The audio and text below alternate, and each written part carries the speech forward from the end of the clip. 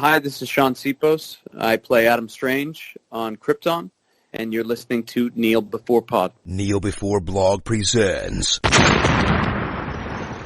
Kneel Before Pod.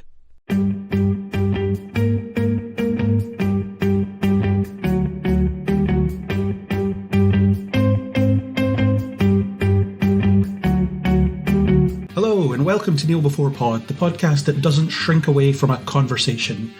We are here to discuss the latest MCU cinematic release, Ant-Man and the Wasp: Quantumania. I'm your host Craig, your very own rant man, and joining me is a mechanised organism designed only for complaining. It's Aaron. Do you vary the quality of your puns based on the quality of the film as you see it? Do you think you do that, or are you always on your pun A game every time? It's always the best I can come up with. Just checking. You can interpret that however you like. If you think they suck, then fine, they suck. If you think I've done a good job, then I've done a good job. But it's always the best I can do. Okay, that's fine. I'm not the one to ask. I've been anti-pun since we started, so I'm exactly the wrong person. You have to get that from your audience. Yeah, he's still here.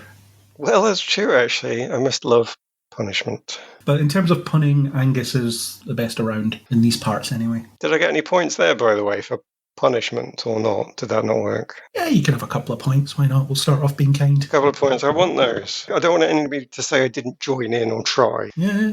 Anyway, Ant-Man and the Wasp: Quantumania, the third in the Ant-Man trilogy, although in the MCU, can you really call 3 films that feature one character named after that character a trilogy anymore because of how they bounce around? I suppose that's a question that we can tackle. But before we try that, what are your spoiler-free thoughts on this one? And what did you think of the prior Ant-Man films? I can't remember if we ascertained whether you saw Ant-Man and the Wasp yet. This is a really difficult question because neither can I. I can't decide if I've seen the first opening half an hour of Ant-Man and the Wasp 3 times and convince myself I've therefore seen the film, but actually not, or if I have actually seen the film.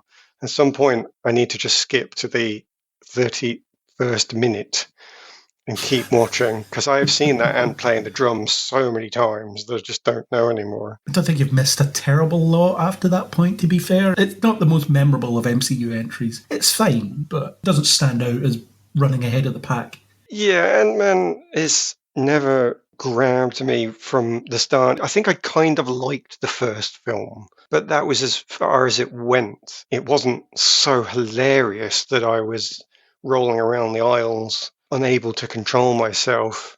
And I don't remember the plot being so moving and so tragic that it was going to grab my heart and keep me there. It's one of those ones that flags as, yeah, I think I was okay during that. Didn't ruin my day or anything, but it's not up there in my favourites at all. And potentially that's what contributed to me not seeing Ant-Man and the Wasp if I didn't, but there's no proof on that either way at the moment.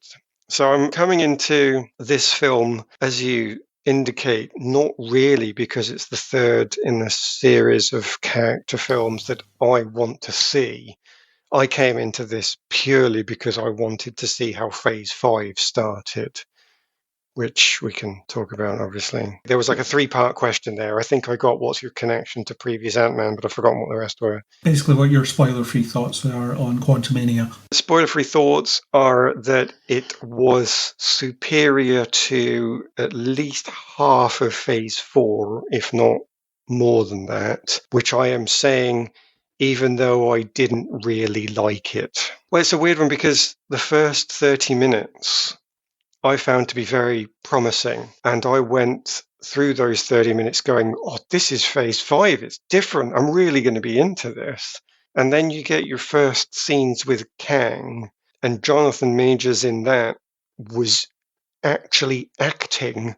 And by that, I don't mean any form of slight on himself. I just meant he had enough script to act with, and he added to it. It was good enough that the actor, with a fair caliber by himself, was able to do something with it. And so I'm really hyped up when I see him in his flashback scenes. But after that, and I say half an hour because I don't quite know how long it is, but around that point then when you just seen the flashback and then they're starting to get to it. Unfortunately, from then, I started to pick up on, okay, that's a bit like a trope. That's not as interesting as I would have liked it to be. And for me, it just sort of tailed off into those points whereby I wasn't interested. But I would say that my greatest criticism of that second three quarters is only that it was a bit dull. It wasn't interesting. It's still better for me than some of the Phase 4 films because I was just so angry at the end of some of the Phase 4 films. We talk about this a lot, mostly because I want to. You don't want to talk about it as much as I do. But Multiverse of Madness, I think, is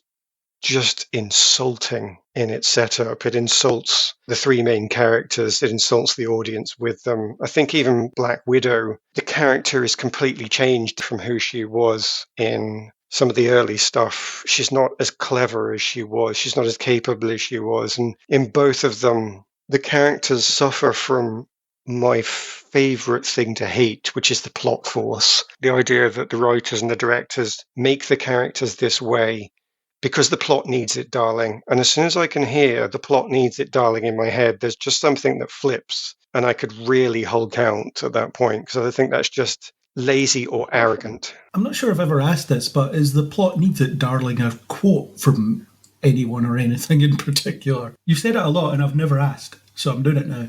I can't quite remember where it comes from, but yes, it is a quote from a film or a TV series that I will have seen more than 2 decades ago, where somebody as a character who was talking about writing and script writing used it as a justification for why they were allowed to compromise on the characters that they were in turn writing.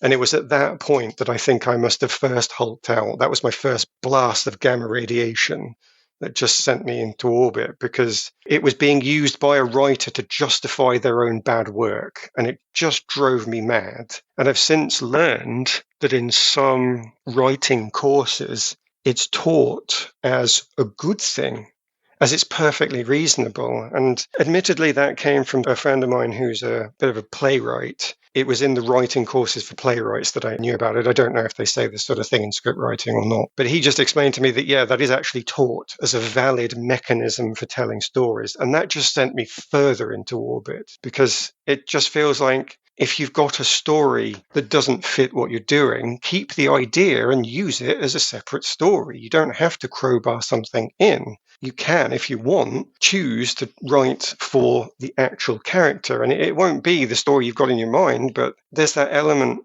that I think of script writing and directing as being a job. It's not a pure art form.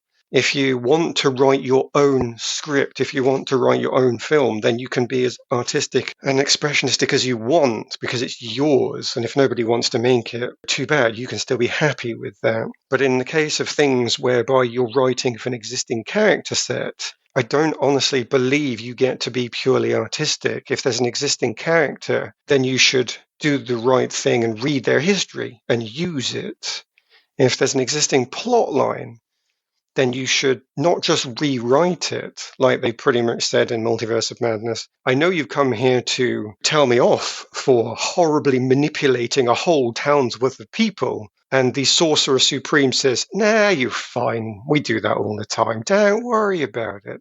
And you just want to know, was the writer or director so arrogant that they thought they didn't need to read the old plot? Because how could it possibly be any good? Or even actually arrogant again the other way, where they just said, no, our story is so amazing, you'll love it. You don't need to remember any of the old way because I'm that good. And maybe it's not arrogance, maybe it's an ignorance that they just carry on and do what they want without thinking about it, but that's just as bad. So I do appreciate there are many different ways to enjoy a film. I do appreciate the Multiverse of Madness. It's actually got, well, I assume it's got good horror elements in it. I'm not the right person to judge horror at all. I didn't find it, but I just don't know, so I could be wrong in that. And it was certainly very pretty, certainly something to look at. So I can appreciate there are other angles to enjoy a film, but the biggest transgression for me is always going to be plot-based. And I think to bring it back around to Ant-Man, I never felt at any point they compromised any of the characters. they didn't use them enough in some cases. There are some characters that didn't get enough screen time, but I don't believe they were compromised. And I don't believe that they ignored on purpose or through ignorance any previous plot. They built upon the previous. So I can summarize that again by saying I didn't really enjoy Ant-Man Quantumania after that first little section. I think it became a bit dull, but it didn't transgress in this way that is so important for me, like quite a lot of the Phase 4 films do. So for me, it actually started Phase 5 better, which is potentially controversial, and I thought that its ending snippets were very promising and hopefully quite intelligent because they didn't explain to the audience. So when we get to the ending, I can talk about that a bit more. But it did have these little points in it that were actually good, which I could never say about some of the Phase 4 betrayals that I felt happened. So you think this is a better start to Phase 5 than WandaVision was to Phase 4? Interesting. I think that's a bit of a different argument because I don't know that I disliked WandaVision. The end of WandaVision, horrendous, but the start of WandaVision was much more interesting to me than Quantumania was because they really committed to that soap opera stuff. So I won't say that I want to compare the firsts. I would like to compare the average. Now, an average of one film isn't really a good average, but it was better than the average offering of Phase 4, yes. So since you didn't like much of Phase 4, it's an ant-sized barrier to clear. I mean, it's not going to be much of a challenge, I can't say that. I tried to look up your "because the plot needs it, darling" quote, and I found no results. All it did was give me results for "Don't Worry, Darling," the Florence Pugh film. So maybe that will be the next in the darling universe. Right. Plot force needs it, darling. Maybe. But when you were talking about the fact that plot needs to happen and you're supposed to forget about everything that happened previously in order to facilitate that, it reminded me of a quote, and I had to look up who said it. I couldn't remember who it was, but it was, if you have a third act problem, you actually have a first act problem. And it was a filmmaker called Billy Wilder. Okay. He's dead now, but he was an Austrian-American filmmaker with a career spanning 5 decades. But that was one quote that was attributed to him, the idea that if there's something wrong in your third act, you need to go back to your first act. So if you need something to happen in your third act, you have to find a way to make it believable that you can get there in the first act. And yeah, that seems to make sense to me. Yeah. Just a logical progression of character decisions that inform plot and so on, which does seem to be, at least for some, a kind of lost art in a lot of ways. It's the, well, why did they do this? So that this could happen. Yeah, it did bother me. The writer of, I keep coming back to Multiverse of Madness, but to be fair, I felt really sorry for the writer of Multiverse of Madness because when I first started seeing quotes taken out of context for him, it made him look like a total idiot. But then if you actually listen to the context in which he's saying certain things, you feel really sorry for him. Now, one of his quotes was something like, "I had no idea what to do with the second act." And you're thinking, what? How can you have written the first act and the third act and not have any idea what goes on in the second act? It's not just the part of a sandwich where you're thinking, well, I know I want bread. What will I put in the middle? It just sounds like just drivel. But then when you hear what they told him to do, see that film you've written? We don't like that. Can you write another film? I've only got 2 weeks. Yeah, we know. And also, in that 2 weeks, we'd like you to include this, this, this, and this. I don't know that they really go together very well. I know, but that's what we want. Make it happen. We've got some cameos, but we don't know who they are yet. Yes. So write a scene that could have anybody in it. And then the director comes along and starts making changes and encouraging this, that, and the other at the same time. And you're thinking, dear God, the poor guy was given 2 weeks and now at 1 week out. Oh, and even at the deadline, you're still coming in and asking for change. The poor guy was screwed. That's the thing I think really bothers me. We're all used to really taking the mickey out of producers and saying they don't know what they're doing. That's become a cliche. But I really felt for this poor guy when even the director, who is known to be a good director, even that director that you can therefore assume knows what he's talking about, was asking for certain changes. There's no hope. I feel for you because you just had no chance of, a good film is the wrong word. I need to make sure I'm not saying that. You had no chance of writing a good script. Yeah, and that's part of the problem when it comes to this filmmaking by committee thing that plagues basically any franchise you can think of. The studio heads want stuff in, they react to what test audiences might think, where the test audiences don't always get it right. Look at the I Am Legend alternate ending fiasco for a great example of that. Test audiences hated the alternate ending, so they filmed this one that was rubbish and didn't make any sense. And then the film comes out and everyone sees the alternate ending and thinks, that's way better, why didn't you leave that in? Yeah. So much so that the sequel is ignoring the original ending and using the alternate one when that comes out. So that's the thing that's happening. But to look back to opinions on these films, the first Ant-Man film I really enjoyed, and I think it was one of those films that was almost doomed before it started because there was a heavy controversy around Edgar Wright leaving the project because he just couldn't work with Marvel, and it will probably be decades before we find out what the truth of that is, or a version of the truth of it is. But I think a lot of people jumped on it, and it's like, oh, they asked him to do connections to the shared universe, and he said no, and then that was it. Let's stand up for real filmmakers instead of the studio crap. And I think it might have been that he got asked to say, do the Falcon scene, the scene where Scott fights Falcon, and he said no. You could see that happening, and it's one of those, if you're wanting to make a film in this franchise framework, you have to be willing to work with your bosses and negotiate and make changes and add things and take things out. I think that anybody's paying you to do something, you have to. Absolutely. It's not your film. You've been hired to do a job. Yeah, I totally see that. At the same time, Edgar Wright would probably have enough clout to put his own stamp on certain things. Certain MCU films, you feel the studio hand more than others. For example, James Gunn, I don't think you necessarily feel the hands of the studio closing round his throat when he's making Guardians. It feels cohesive enough to think that he's getting to do broadly what he wants. Obviously, there will be stuff that he has to do, but I think he's maybe a bit better at just working with them than some others are. And then you get some other directors that are hired guns who are just, you're going to direct this film, do the talky scenes, we'll do the action stuff. That was the famous thing with the first director considered for Black Widow. She was told, you don't have to worry about the action scenes, we'll handle those. And her response was, why would I want to make a Black Widow film and not direct the action sequences? I forget the name of this director, but that's what she said. And it's a valid point, but it's the idea of, we're making this film and we have a kind of an idea of how we're going to make it.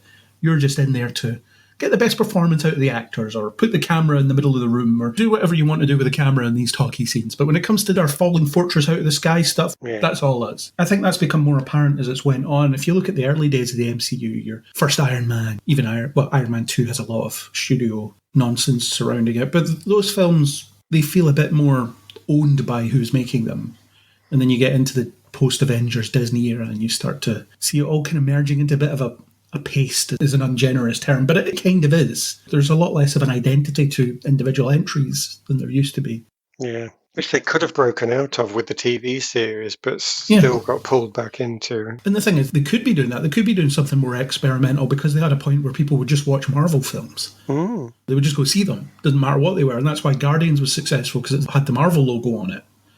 They could apply that to anything. You could be doing more interesting things here. Anyway, the first Ant-Man, they brought in Peyton Reed. And he did a reasonable job, and I actually think the third act action sequence does a really good job of lampooning these city-destroying, property-damaging action sequences in the third act of all these films. You make them really small, and it happens in a little girl's bedroom, so the damage is he makes a bit of a mess. But it's framed like it's huge stakes and lots of explosions and stuff. They would cut away, and you would see really small stuff happening. So it was really clever in that way. The heist thing, when it was being a heist film, that was something a bit different. It does devolve into hero punches villain that has same abilities as hero thing in the end. But the heist stuff was cool. Ant-Man and the Wasp is pretty forgettable. I think I've only seen it twice and I can't really remember too much of it. It's fine. It's sort of bland and inoffensive. It suffers greatly in terms of its placement. It comes in between Infinity War and Endgame, so at that point no one really cares about what Ant-Man's doing because they want to see what happens next with Endgame. And it couldn't change anything big because of that, Yeah, and it's set before Infinity War as well. So in theory, it could have just came out before. But anyway, it is what it is. And this one, I'm like you, I liked the first act or so, the whole setup sequence where it does feel like an Ant-Man film broadly. You're reintroduced to Scott, what he's up to, you're reintroduced to the characters, etc. And then it sort of falls off a cliff after that. Once the quantum realm stuff really kicks in, it just starts to get a bit forgettable as it goes on, and we'll get into it more as we go, but it annoys me more than it probably should, and I think I have a reason for that we'll get into as we go. It's not that it doesn't do anything good, but there's a lot wrong with it. I'll say that. And I think that's all we can really say without getting into spoilers, so should we shrink into the spoiler realm? We should, yes. And we'll come back and it's 10 years later and... Not necessarily. Yeah, we'll talk about it. Well, let's do the shrinking. Okay, we are in the spoiler realm. Great, here it looks about the same as the non-spoiler realm, but it's more spoilery. We've got a bit of a plot here, and I put the plot as Journey to the Centre of the Quantum Realm, because I do think that maybe at some point through the development of this film, Marvel, or someone at Marvel, wanted to do our Journey to the Centre of the Earth. As in, we're whisking some characters off to a strange land where stuff looks really weird and they have to get out of it, but they have a great adventure along the way. And the reasons for them being in the quantum realm, it's just an accident where it happens, fair enough, and they get up to stuff while they're there.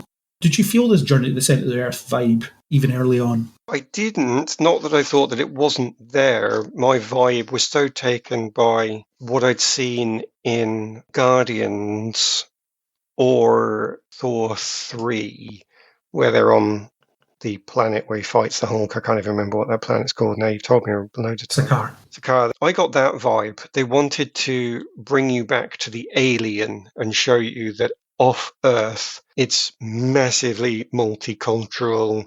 There's a whole civilization set up. And actually, Earth is a bit of a backwater because it's the only planet we've seen where people haven't come off to get involved in the bigger universe. And it turns out then that the bigger universe is also the smaller universe as well. You can go in both directions. I do see what you're saying, though. It's not that I can't see that in retrospect. I can. And it does make me wonder then, hearing you say that, was that the original idea before someone turned around and said, by the way, you're the start of phase 5 now, so you have to launch our plot? And maybe the original script was nothing to do with that. The original script was, hang on a minute, in both times previous, we've just got to do our own thing. So we can just assume for our third film, we'll get to do our own thing as well. It might have been rather a rude awakening when someone said, actually, you're a massive linchpin film now. So this idea of just going down into the quantum realm and being a standalone adventure suddenly had to get a lot more important. I don't know, but it could be. Well, we'll say that it's going to be the linchpin when it actually really isn't, which we'll definitely get to. But I did enjoy all that stuff. When they get there, there's the weird creatures flying around and there's all that uncertainty and they're surrounded by these strange living plants and all that stuff, as opposed to plants that aren't living. But you know what I mean? These weirdly behaving plants, I guess, is the way to put it. And then when they get to civilization, as you say, it's no different really to anything we've seen in Guardians or Thor. These alien bazaars they end up in always look the same, which is a bit of an issue because you think this would be a set dresser's dream. We get to build this world, at least in this limited setting, but then you see them and could put a screenshot of all three and then try and get someone to tell the difference or tell you which one it's from, and they wouldn't be able to, which suggests that there's a problem making a strong identity to any of them. But certainly we're stuck here, don't know where we are, don't know what any of the stuff surrounding us is. I was interested at that point, and like we both said, the first act, we're pretty well on board because it seemed like it was going to be giving us something interesting, but then it gets consumed by what it gets consumed by. I think you're right with the set director's dream, but I take it even further than that and say even the director, because one of the big things that you've got here to make it different they did use at the start, where you get the alien landscape and they are effectively outside. They're in a wilderness and they don't do anything with that, and they don't bring that wilderness inside. So when they go into the bazaar, when they go into the drinking area, the club, as you say, then they just make it like a space club, whereas you'd be expecting to see those alien plants really being defining. Maybe they are in fact the counter. Maybe they are in fact the drink supplier, so they don't have to pull a lever to get the beer pulled. They actually just push some sort of mushroom thing, or they send a little jellyfish up that interacts with the plant, and then that plant rains down the water or the alcohol or whatever it is. So they bring that outside wilderness inside and point out that the entire world is made from it. Yes, it could have been the SAC director, but I think at that point, I'm expecting the overall director to come in and say what their vision is and say they want more, because Disney does this sort of thing reasonably well. Pixar does this thing really stupidly well. There's plenty of examples to follow where they create a new universe. So it's something that you could know by now. You don't even have to break ground to do it. And they just sort of forgot or didn't mean to. Or did it for a little while and then forgot it. That's actually the thing, because even when you think about the rebel village they have some weird stuff. It turns out their houses are actually creatures and they're alive. Okay, good. Yeah, let's do more of that. Let's bring that on. What else are they having to do? What are they having to sit on? What are they having to dance around? Because they don't have fire down here because it's the quantum realm, so there can't be flame. There's got to be something else. Right, how do they get plasma? Where's the light coming from? What are they dressed in? What's their equivalent of cloth? Because they can't have this, that, and the other. And it feels like all of those things quickly just get forgotten. They put the gimmick in, the house is alive, and then you don't really see it elsewhere. You see it quite a lot in the different races, the different species, I should say. But because we've already seen that in space, it doesn't stand out anymore. Whereas they had that opportunity to really say, how does a quantum realm work? Go for it. So they put little bits in, but then they just don't commit at all anywhere. Yeah, they do massively speed through a lot of this stuff. I think at one point Janet talks about there are loads of universes within universes and really small orbiting this one or whatever. So this quantum realm they're in isn't the only quantum realm. There's loads of offshoot universes that could have ended up in, and they just happened to end up here. But one thing I was wondering, because you do see such a variety of species, is the quantum realm made up of sort of flotsam and jetsam that just winds up there through various means by accident or whatever? Or are there people native to it, or is it a combination of both? And obviously in space you get around that easily. All these people look different because they're from different planets.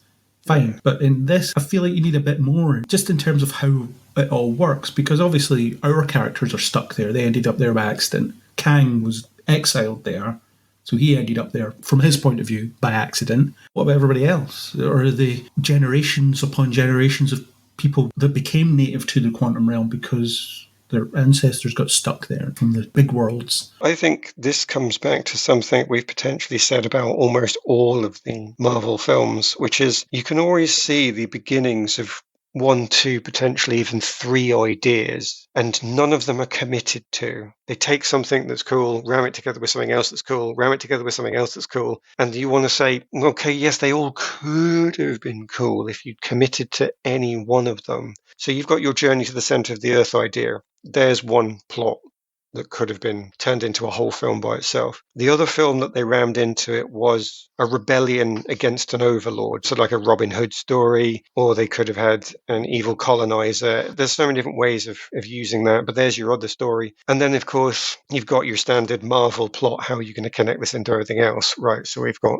Janet and Kang's story together. So you've got these 3 ideas fighting for dominance. And because you've got 3, none of them are going to get dominance by themselves, and so none of them are fully realized. You didn't get your journey to the center of the Earth idea because we just had to spend so much time with Kang. We didn't get the rebellion going on because we had to spend so much time wandering about with their backstories and exposition about Kang and so on. So they're all failing. And so I do wonder if we haven't said that with quite a lot of Marvel films. Pick one, and I would have loved it, but you didn't. I think we have said that a lot, haven't we? Yeah, well, we said that about Moon Knight. You've crammed in everything about Moon Knight into one season when one idea would have been enough. Yeah. And I'm sure we said it about other Marvel films as well. Oh, well, yeah. We didn't even really get an explanation of the thing that you've said as well. There must be several levels because we know that time works differently down here, except it doesn't on the level they conveniently ended up at, whereas it must work differently elsewhere, so you can go up and down. There's one line that explains they're in sync with their own world for convenience purposes. Except they weren't previously or something or other. Obviously, they go through different layers in previous things because in Endgame, they enter the quantum realm and then exit it at an earlier point in time for their time heist thing. We've gotten used to that in Marvel where they don't want it to be hard sci-fi. And I think you have to make your peace with that. If you can't deal with soft sci-fi, then you can't watch Marvel. You're just not going to get that. But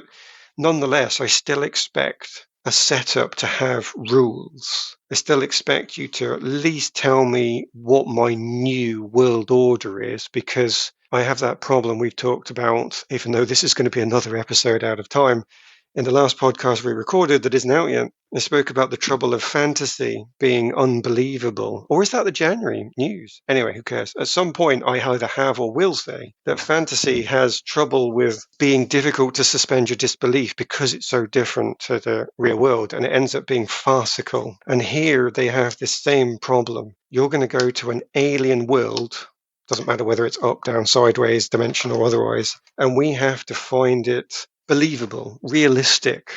We have to be able to connect to it. And so to do that, I need my rules. What's true down here? What's possible? What's not possible? Tell me what shouldn't be possible so I can actually be surprised when somebody manages to do it rather than just go, sure, why not? Don't need to believe anything you say. So I don't think they give us any of those rules other than you say this one line description of don't look this way. And to be honest, I think that's quite a good description of a lot of this. It's unfortunately where it connects back into Phase 4 for me. I could have summarized Phase 4 with the phrase, don't look at the man behind the curtain. And that's what you need to do to enjoy some of the physical spectacle, the light show. Just watch it for what it is and don't try and understand or see behind it. And whereas I think I'm happy for them to have a soft science, that they don't need to explain it all, that don't look behind the curtain takes it too far. You need to give me something.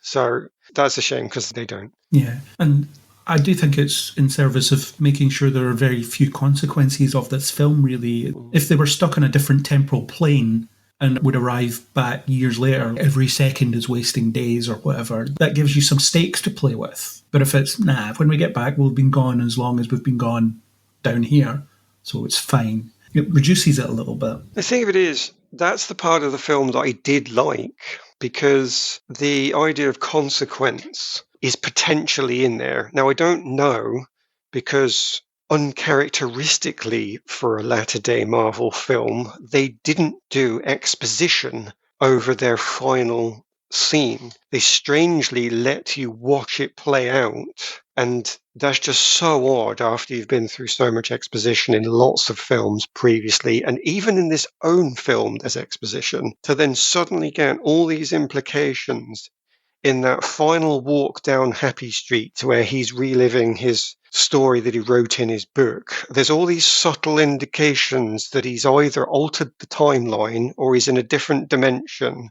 or potentially it's a dream and Kang tricked him and he's in a little bubble somewhere for Kang's own purposes. So it's kind of odd. It's another one that makes you think, is this another idea that was brought out and layered onto the rest? Maybe the entire film was going to be this trippy, is this real affair? But somebody said, yeah, that's a good idea, but if you could just contain that to the last 5 minutes, because we've got this, and this you need to get in there. And again, potentially screw themselves right from the start. But the ending, that final ending, to me, is one of the most intriguing things about the whole film. And it's possible, not guaranteed, no exposition, it's possible that this really does set up Phase 5, because unbeknownst to everybody, Ant-Man has completely screwed the timeline, or letting Kang do something has allowed Kang to completely screw the timeline, and we're only going to see proper evidence of that in subsequent films. Maybe, yeah. I hadn't really thought about that final scene being a dream or something. I thought they were just giving you a kitschy happy ending, that saccharine happy ending that fits the tone of your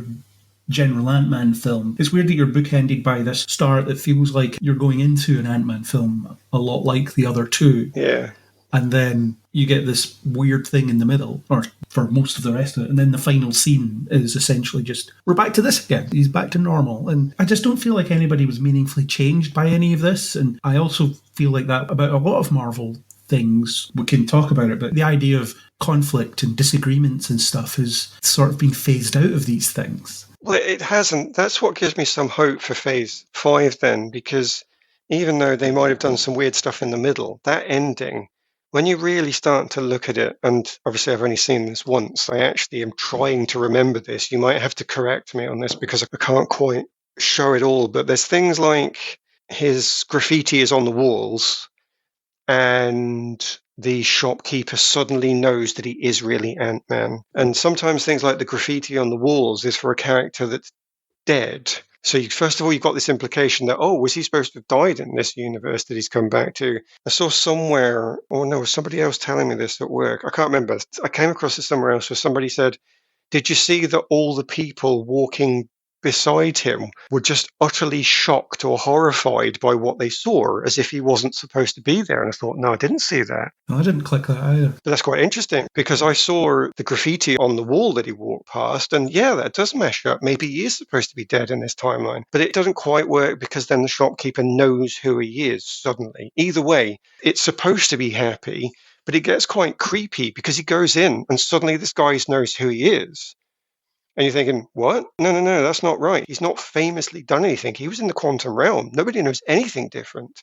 This universe has changed. And you start to add up all these little things. And this, whoever it was that was telling me this, I wish I could credit you. I apologize. Next time I see you at work, I'll have to remember who you are and tell you. But he also said that, did you see that when he's walking down the street, that Kang's colors are everywhere? On the first time he walks down the street, I assume Kang's colors aren't anywhere. But the second time at the end he's walking down the street, everything is, I've no idea, purple or green. I was never going to see it anyway because I'm colorblind. I just don't look at colors at all. So that one was always going to go by me. But this guy said, no, if you watch it, it's like the Street of Kang, which think, oh, right, so it's not an alternate universe. He's definitely trapped somewhere. And it wasn't Kang that fell into that sphere of energy. It was actually Scott that did, or something, because we're all going, oh my god, he got out so easily, he really escaped when he shouldn't have done.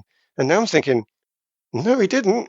He's still in there, or somewhere else horrible. Now, as I say, you don't get this in exposition, and you're expecting to get it in exposition now, and all of a sudden there's this potentially really intelligent ending that is going to set up the entirety of Phase 5, and it's hidden behind this crazy, slightly dull nothing.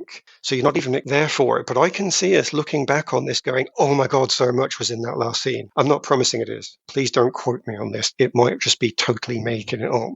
Like I said, with my vision, I can't even tell you that it was the colours of Kang reliably. But I think it could be. I never noticed that, but I think both times I saw it, I checked out a little bit by that point. That's part of the problem, yeah. In theory, it's quite interesting, and it could be one of those things that by the time we get further into Phase 5 and it's revealed that that's not the case, it'd be one of those examples of, oh god, there's fan theories that are better than what they're coming up with for this. Wouldn't be the first time, yeah. Or the next director comes along and does a multiverse of madness and say, see all that plot with that character, I know better than that, and I'm just going to ignore it. And that will infuriate me if they actually say that. I will have to go and find that person and set fire to them. Quite extreme, but okay. Justified at this point. Justified. So let's talk about Scott then. He's one of our title characters. The other title character may not be deserving of being a title character in terms of the contribution to the film, but we'll talk about it. So he starts off, he's doing his little monologue. Life seems pretty sweet for Scott Lang. His money's no good anywhere. He's going for dinner with Jimmy Woo, and he's paying because he has money now because he's sold a best-selling book and all that good stuff. I wonder if him and Jimmy Woo talk about WandaVision, because remember he was there. So he's written his book, he's embraced his celebrity, he's starting to believe the hype that surrounds him, even though the coffee shop owner thinks he's Spider-Man and so on. The suggestion is that he's maybe just gotten a bit carried away with himself and he's lost what made him a hero. And the irony is his book's about looking out for the little guy and he's forgotten how to look out for the little guy, as his daughter constantly reminds him about. What did you think of this as a setup, the idea of he's a bit of an arrogant celebrity and he needs to learn how to be a hero again? I think that's a perfectly reasonable setup, but I don't feel like they really did an awful lot with it. I agree with you that I enjoyed that setup because he's always been somebody shown to be out of his depth. He really tried to keep up with the rest of the Avengers, but he's always been somebody who has said, first thing we should do is call the Avengers.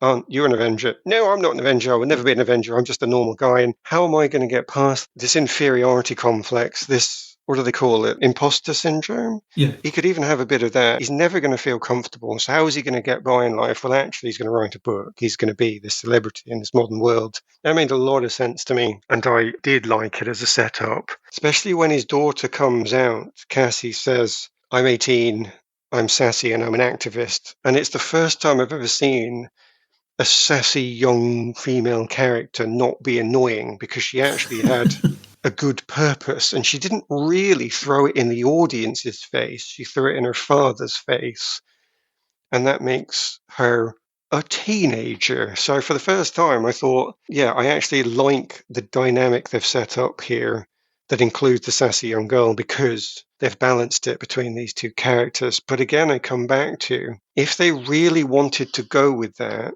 then they needed the quantum realm to be entirely that one storyline of the rebellion and needed to cut the other two potential storylines out of it entirely, because the only time you meet the leader of the rebellion is to defeat the leader at the end. So Kang does not appear. He's really just a plot point for them to resolve at the end. At that point, he's just this sheriff of Nottingham that you bring down. You can't have that bit. They can't have the journey to the center of the Earth exploration because they need to make sure it's about activism and the rebellion right from the start. So they set up the rebellion storyline, and you said you didn't see it. And I would say the reason you didn't see it was because we had to see Journey of the Center of the Earth and we had to see Kang, and they couldn't commit to it. So, yes, they set it up, but they did not have anywhere near enough time to focus on it and make it more than an opening paint job. They're weirdly intermittent with the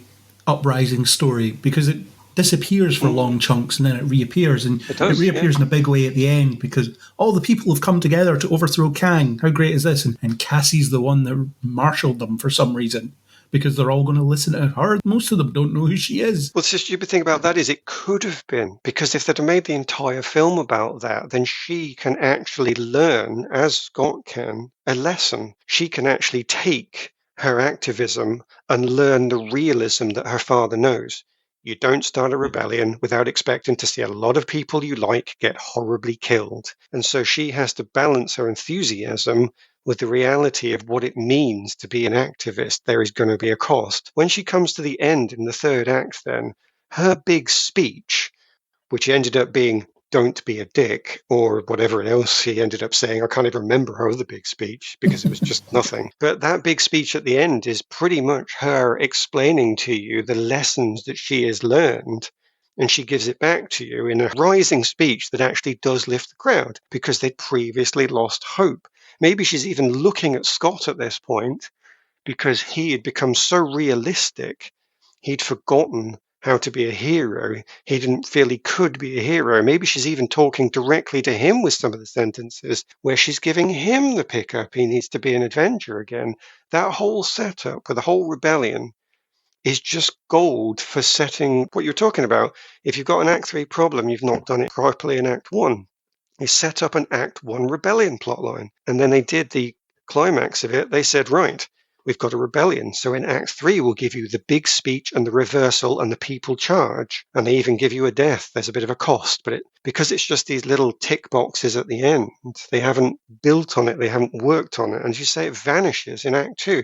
It can't vanish in Act 2 because that's where she learns everything she needs to give the speech in Act 3. So massive setup, totally unused, and then at the end, because of it, not justified. And they really heavy-handed with some of it as well, because you have that conversation that they have early on where Scott's like, I saved the world, right? It was because of me the Avengers came up with this plan that ended up bringing everybody back from being dust. And she's basically like, yeah, but what have you done lately? Is what he's done not good enough? Does he have to constantly be trying to top that? And it's the idea of, I guess, picking your battles, because she gets arrested she's trying to help some homeless people that have set up tents in a park or something. They were displaced because of the blip. It's another example of, here's an interesting consequence of the blip that we're not going to get to see much of.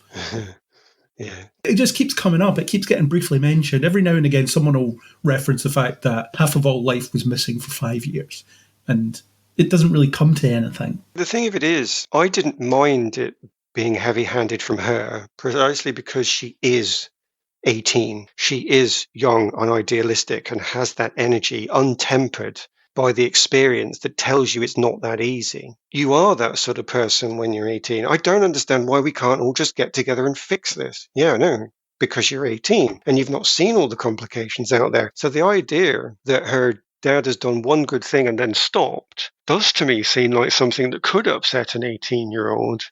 And they've not actually sat down and had a big philosophical discussion as father and daughter, because who does? But that's what they need to do. They need to talk it out, or they need to go on an adventure where they learn it. So I thought that was actually perfectly reasonable from an 18-year-old. If it had come from Hope, then no, I wouldn't have thought that was a good thing at all, because she's grown up. But from Cassie, I demand more. I want to be an activist 24/7. That's not going to feed you. That's not going to clothe you. That's not going to put a roof over your head. But I want to. She's not got past that. It didn't bother me at all. What bothered me was, if she is going to be that person, then let's see it. Let's see her have her big comeuppance in Act 2, where she pushes for activism constantly and gets 3 people killed because of it.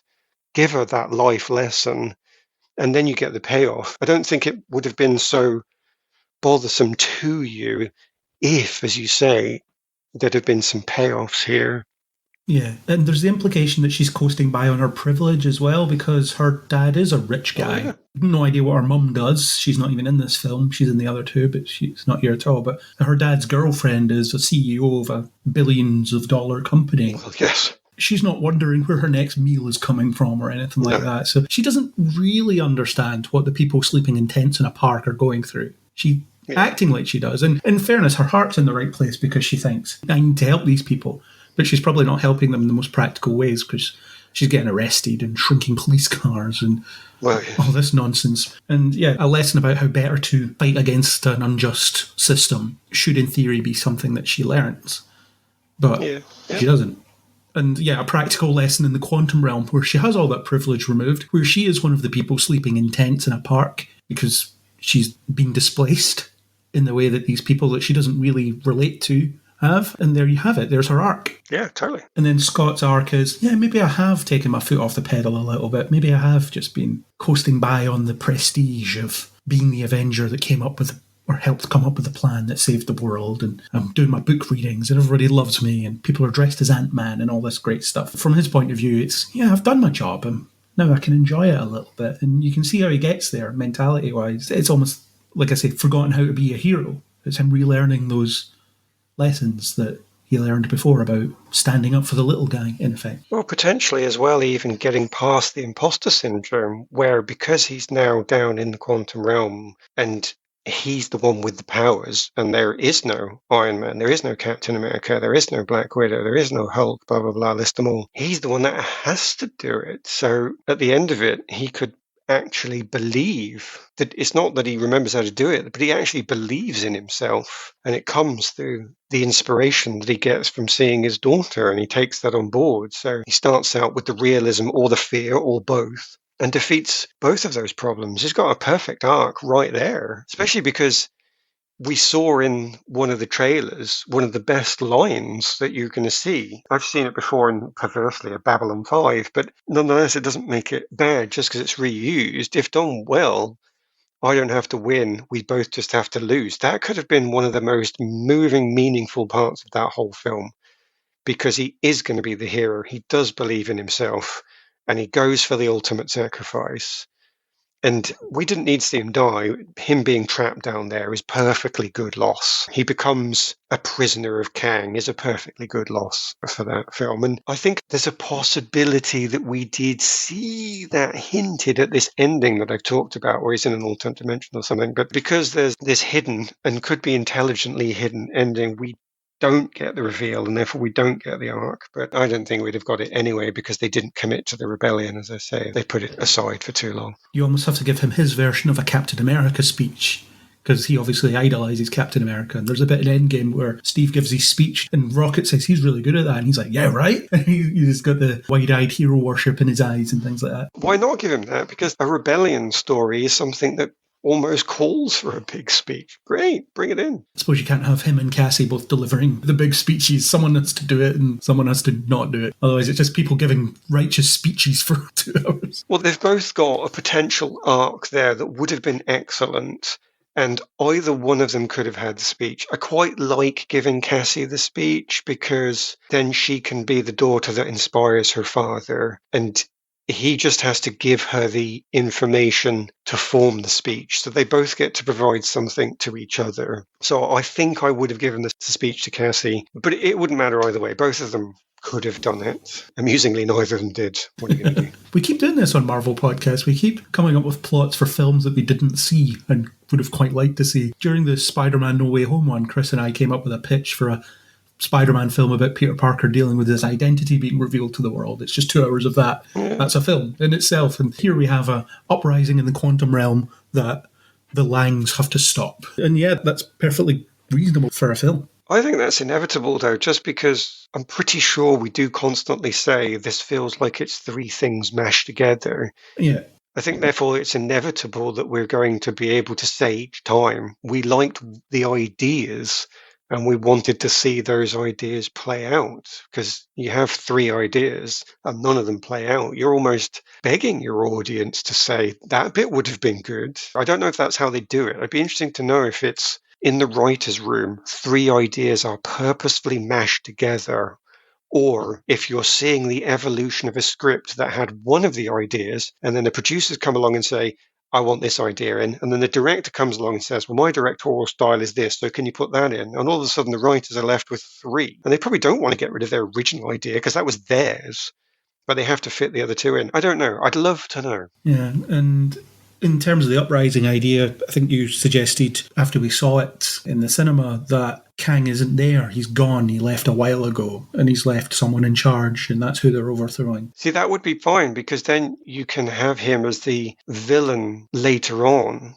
because he is definitely the face of evil, but his lieutenant is the one carrying out the everyday evil that you need in order to keep people suppressed. Again, another perfectly valid way of introducing Kang without having him in a fight where you have to say, how can we have the heroes win, but we can't have Kang lose? Because you've written yourself into a corner straight away there. So yeah, he's always there as the big bad evil, but no, he's a boss monster on a much higher level, and you're nowhere near that yet. MODOK's maybe your film antagonist, in effect. Yeah, I mean, if he hadn't have been a bit rubbish, as they did him. A better MODOK, yes. A better MODOK would have been a perfectly good villain for them to fight and defeat, because you can defeat a lieutenant very happily. So, yeah, I would have had the villain as MODOK, but a better villain. Yeah, definitely. So there we have our activism film that we didn't get. But I did like Cassie as a character when she actually got to be a character, which wasn't very often. She was mostly just a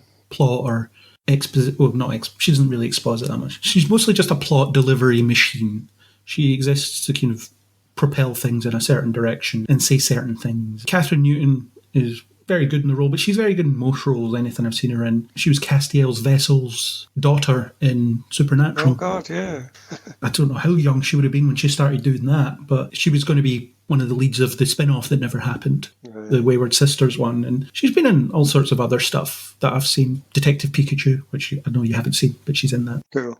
There's actually one line that really stood out to me that Cassie has. It's around the whole she cares about people, she wants to help people thing, where she says to Scott, just because it's not happening to you doesn't mean it's not happening. And I think that's a really punchy line, especially in the world the film comes out in, because of everything that's going on at the moment, where people are really struggling in terms of paying their energy bills or buying food and things like that, and people ignore it because it's just not happening to them. Yeah. And that's always been a common problem, the idea of there's all the suffering that's going on over there, but I'm not over there, so I'm fine. Yeah. It's just a really well-delivered line. It's one of those, if I could bottle that line delivery. It would have given you more to do with your activism. It would have made it a bigger plot point. So you're right. She, as many people are, not used well enough in the plot. And that's ultimately the thesis of her conflict with Scott, because she recognises that things are happening to people and all he wants to do is get out. He just want to leave all this behind and leave. We're not supposed to be here. It's not our problem. That's his stance. And it's sort of a disagreement, but they don't really explore it to any great detail. It's just something that they occasionally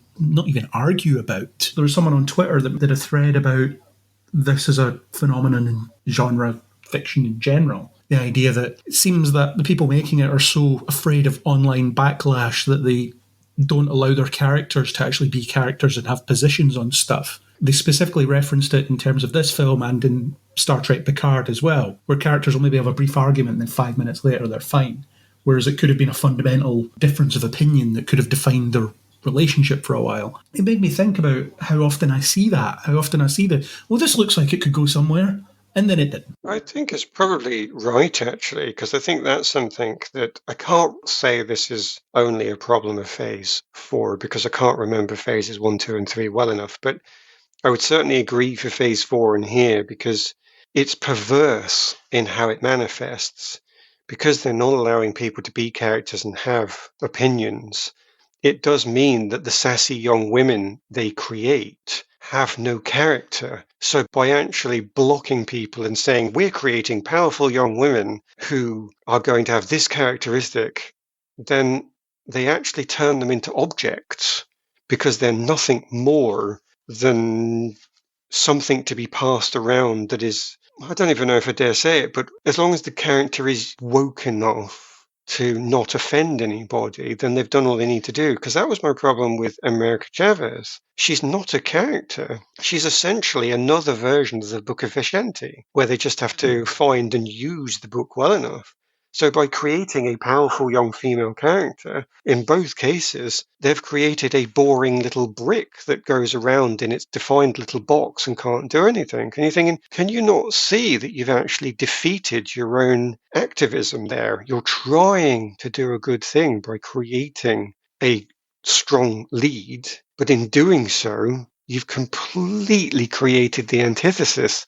So I do think that person is right. People can't say anything. They can't do anything. They just have to be correct. But in doing so, have actually ended up being what is, if you actually analyze it, don't look behind the curtain, children. If you actually do look behind the curtain, you see, oh my God, that's almost just as abusive, isn't it? To say that young women can't do anything but just speak the lines they've been given. Isn't that a bit horrible? But it just doesn't get seen that way. And you almost run the risk of them just being a collection of slogans with no depth to them. And since there's nobody in the plot actively challenging what they're saying, then you never really get any sense of why they think that or how they got to that conclusion. They just arrive fully formed and they already think this. And they're immediately right because they never get challenged in any meaningful way. That feeds into what we were saying there. At no point does Scott turn around and say, okay, it's great that you want to help all these people, but here's the harsh reality of life here. Here's why this hasn't been solved, and here's why we're not going to be able to do that in the way that you're trying to do it. And then maybe you get to this point where Scott says, well, I'm a bit of a rich guy now. I could be using my celebrity to raise awareness about this sort of stuff or whatever. He could be the voice of the downtrodden people that have no homes because of the blip and things like that. That's a perfect slot for someone like Ant-Man to go into because it's, I now have a public forum. I'm the little guy. I stand up for the little guy. Great. He's even more connected to it than that as well when you think about it, because he is the person with the checkered past. He's the one that's been to jail. He's the one that does know what it's like to be without, to have to steal, to have to break the law. It actually gives him a chance to show his own capabilities. Yes, he's not actually a great trained and experienced superhero, and when he has to play in the superhero field, he struggles a bit. But when you get him down to the dirt, when it gets down to real living and you've not got a home, this is the thing he's actually an expert on. And he should have been able to step up and show his capability here. He should have been able to advise a young person. And it isn't even advising a young woman. It's actually advising a young person. If you do it right, if you risk it in the script, it's someone in their 40s giving life experience to someone in their teens. And there's no gender politics there. There's no racial politics there or culture politics there. It's purely the natural progression of age. It's one thing I actually liked with Hawkeye, by the way. I don't ever mean to say that Phase 4 was full of nothing. Can you remind me of this? I enjoyed Hawkeye. And they did manage to have that dynamic. They had an older person, happened to be a man, giving advice to a younger person, happened to be a woman, and you never really felt like it was breaching the rules of woke by having an old white man telling a young person what to do who should have already known. I think they did take that risk and it didn't ruin anything. So even if you wanted to say, can we risk it? You already have. You've already seen that it can be okay over there. Try it here. But again, they didn't. Yeah, in Hawkeye, Clint comes from the position of bitter experience where Kate doesn't. So. She comes from that privileged background and she has to learn that. And the trade-off is that Clint learns a bit about being more involved than he has been. And that's the same trade-off here, actually, or it could have been, with Scott learning through Cassie challenging the way he's currently living his life, that he learns that he could be doing things differently. At the same time, she learns how she can be doing things differently, and they sort of meet in the middle somewhere. But they still occupy these two different stances on this issue. That Twitter thread I was talking about, I don't know if I'll be able to find it for the show notes. The guy tweets a lot, so it's probably buried under thousands of tweets by now. But anyway, the point he was making was that from his point of view, the last time he feels like the Marvel characters were actually proper characters was when Joss Whedon was writing them. And let's push aside the Joss Whedon controversy. I was going to say, perverse as that is, yes. But there's no denying that the guy knows how to write character. That's what he's known for. That's why they would bring him in to do things. And when we talked about Justice League, we talked about how he actually made improvements with people like Superman and so on, where Zack Snyder wasn't interested in doing much with that character. The scene he specifically referenced was, I don't know if you remember it, but in Age of Ultron, where Stark and Steve are chopping wood on Hawkeye's farm, and they're having an argument, and in that argument they both clearly occupy different stances on the same issue, and they're never going to meet in the middle on it because they are completely different people with completely different worldviews, and they arrive at conclusions in completely different ways. But what they need to do is they need to work together. They need to come to some sort of an agreement in order to be able to take the next step in the narrative of the film. But in that moment, they're at such an impasse because they just cannot agree, and they never will. And that's what I was getting at earlier. It does seem like they're shying away from that in lots of things. Like I say, various things you see, they have kind of a disagreement about something, but 5 minutes later it's fine and they're on the same page and they're doing the same thing, and it's as if they never had the disagreement at all. It's just one of them has somehow won it. Yeah. Like I say, it's almost that fear of actually turning your characters into something. It is bigger than that as well in a horrible way. I'm never going to feel bad about harping on about Phase 4, by the way, so we're going to get a bit more of it here. This is what bothered me with the Black Widow film. They had to completely rewrite her backstory because the idea that she was this compromised human who had lost her connection to what it means to be human, to do horrible things. She even says in Avengers, I didn't care who I hurt. Now, when you see the Black Widow film in Phase 4, you don't believe that. You believe that, she would never have hurt a little girl. It was just an accident. But it's okay because the little girl survived. She would never hurt anybody. Black Widow's never killed anybody, you get the impression from her own film. I mean, except for the entire prison full of prison guards and prisoners, but they're all evil, so that's fine. And none of them have names. Exactly, yeah. There couldn't possibly be a moral issue there. So they want to just try and remove anything that could be in any way signifying that somebody has even the slightest of greyest of characteristic. Our heroes need to be perfect, start perfect, be perfect, end perfect. Otherwise, as you say, there's going to be a problem, and it's either a fear of backlash or, I don't know. I can't actually come up with another idea. But yeah, you're right. There is something in the motivation that I believe I saw in Phase 4. I could be persuaded it was in Phase 2 and 3 as well, if this guy on Twitter is to be proven right. I'm happy to admit that, but I certainly saw it in Phase 4. We just can't. No, we just have to do it this one way, and that's all we've got. We are, however, going to produce an infinite number of films and an infinite number of TV series where you're going to have to watch this one thing play out over and over, which is, again, a bit of a madness. Surely you can see that you start off bland and carry on being bland for a lot more. You're going to be annoying your audience. But Hasbro didn't see it when they did that with Dungeons & Dragons. Disney aren't seeing it when they did it with Marvel. So apparently they know how to make money. Yeah, what do I know? Yeah, we've got all these projects. We don't exactly know when all of them are going to be released, so we need our characters to start and end in the same place. Otherwise, it might not make sense what happens in between. Well, maybe that's it. Maybe it's not socio-political. Maybe it's just a complete lack of organisation. The Black Widow example actually particularly annoys me. It's when she's sort of absolved of the guilt of, as you say, killing the little girl. It's just such a strange idea because one of the big conversations in the Avengers, again, written by Joss Whedon, is about the red in her ledger. And Loki uses that to, he thinks he's manipulating her, she's actually manipulating him, which is another great part of the scene. But the idea is he lists a few things that he knows that she's done. Then you expand on that slightly in Winter Soldier, the film, not the TV show, where Nick Fury says Agent Romanov is comfortable with everything. So the implication is killing this little girl, that's just one of dozens of awful things that she's done. And Nick Fury's made her do some of them, most likely. In fact, probably more of them than when she was a Russian agent or whatever she started out as. When she was by herself, certainly, yeah.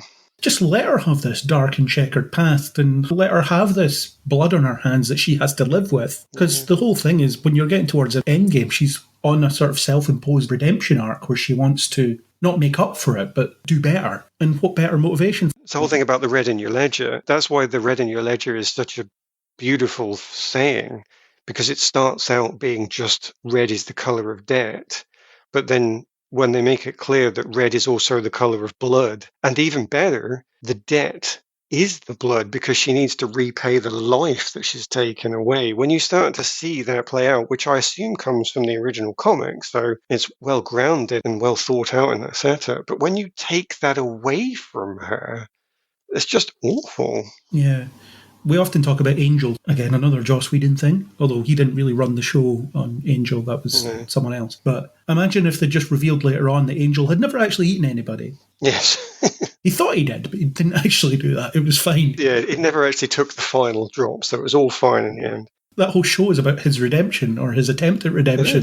And they're never shy about the fact that you were one of the worst guys around. Yes, absolutely. And they frequently show you flashbacks where he's doing horrible things, but that doesn't turn you off him as a character. Well, that's why I know I could never get the film I wanted from what they set up with Cassie as an activist, because one of the things I've said earlier on just this evening is that in Act 2 of this film that I've talked about as a rebellion, Cassie has to do something where she learns horrible consequence. And my example was she does something and gets 3 people killed. Yeah. Now, that is something that would be defining and motivating for the rest of your life, and it would be a proper origin story for her character. I assume she's going to be a young Avenger, and it would have been a proper origin story for her in that role, but it would have given her that horrible stain on her character. So I know, even saying it, that they would never do that. But seeing as I bring up the origin stories of the Young Avengers, most of them that we've seen so far have no origin story. They're just awesome. That's their origin story. I was awesome as a child, and I'm going to be even more awesome as a Young Avenger. And that is going to be very boring, especially when they're all young geniuses as well. There's going to be nothing to be able to tell them apart.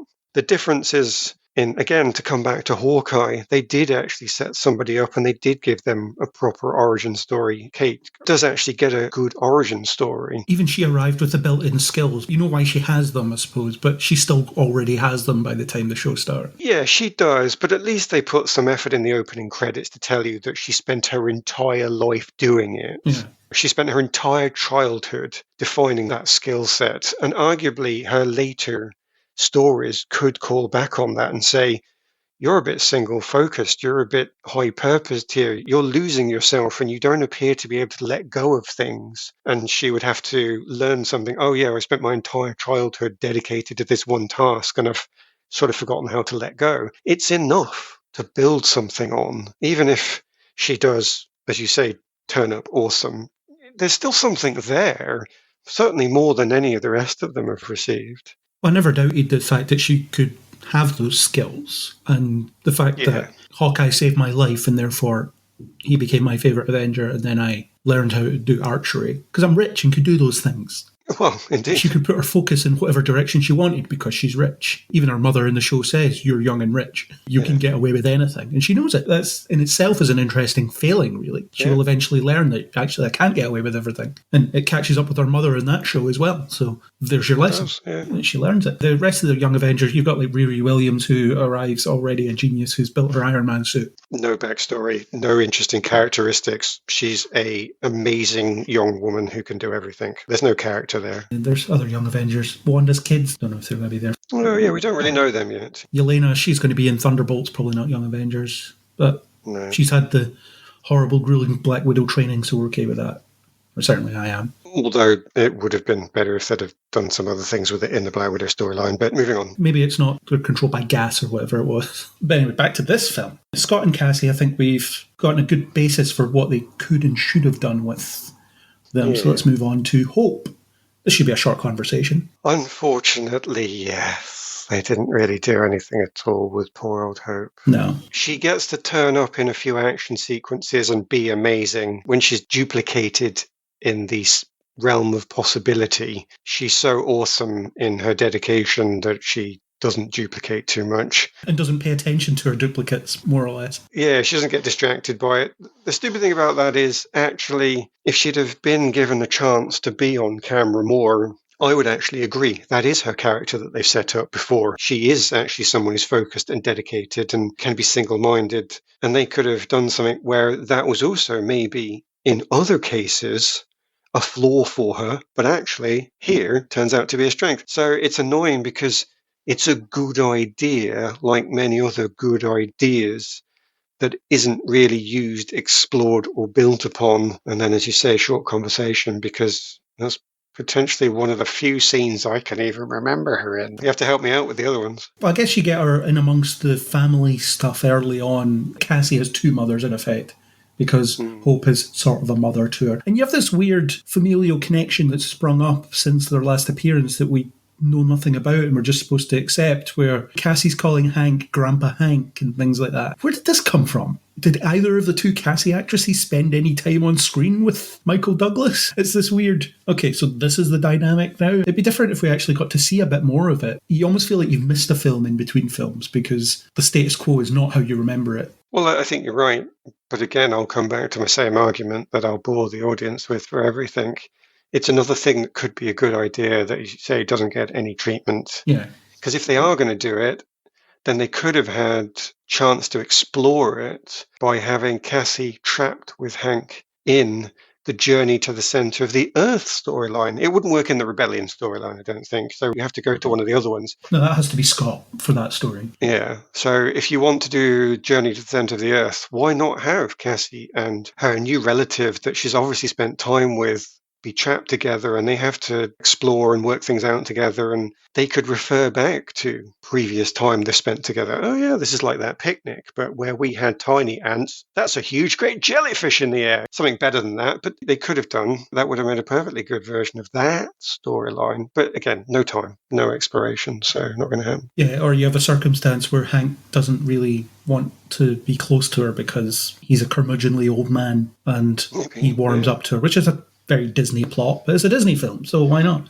It is, yeah, why not? Yeah. That's a journey that could go on, because Hank has always been the crotchety old man who doesn't like anybody. So seeing him come around to the possibility of liking someone is a solid arc that you can follow, but we've drifted away from Hope again, because I really can't remember that much that she did. She starts off the film with the mention of she's using the Pym particle to change the world in really positive ways in terms of food production and all this stuff, and it's, well, that sounds really cool. I can't wait for that to never get mentioned again. Well, indeed. In theory, they could have ended up trapped in the quantum realm as one of her experiments. That's where your Journey to the Center of the Earth comes from, because she started to go into this whole Pym particle adventure, and Pym particles are now everywhere across the Earth, solving all these problems. And some genius comes along and says, that's excellent, I'm going to have a play with that. Hope has to then look into it because she doesn't want her technology being abused by some idiot scientist in some backwater laboratory. Unfortunately, they turn up at the laboratory at the point where this genius scientist has just pushed the button that says, create, plot, and screw the world. And everybody gets sucked down into the quantum realm. And then he's the bad guy in Journey to the Center of the Earth. Maybe they even do a time jump where he's been sucked into this realm and has had 20 years to get older and create an awful place for them to have to explore and work around. And Hope is sitting there going, oh my God, this is actually my fault because I let this idiot through our recruitment program. I'm the one that has to solve this. So I think Hope works perfectly in the Journey to the Center of the Earth plotline because she can be the very source of it. But I'm really making it up now. Absolutely nothing like this in there. No, she's just kind of there sometimes. She spends time with her parents and that's about all she does. She's there to hear Janet's exposition. That's one of the things that she's there for. Absolutely. And there's that whole, again, it's really clunky, the whole, I was in the quantum realm for 30 years. It's, yeah, you never talk about it. Why don't you talk about it? Why don't you talk about it? Please talk about this traumatic thing that happened to you. She said, I just don't want to. And then you find out that she's keeping this really weird secret in terms of, oh yeah, there's a civilization down there run by a warlord. Maybe tell some of my superhero family that fact in case it becomes a problem. I wasn't overly worried by that as a simple fact by itself. As long as Janet has done some really horrible things, which of course was never going to happen, but let's say Janet has done some really horrible traumatic things, and when she gets back into the real world, the first thing her brain does is say, we're never going to think about that again. Do we all agree? Yep, there's a big cupboard, lock it all away.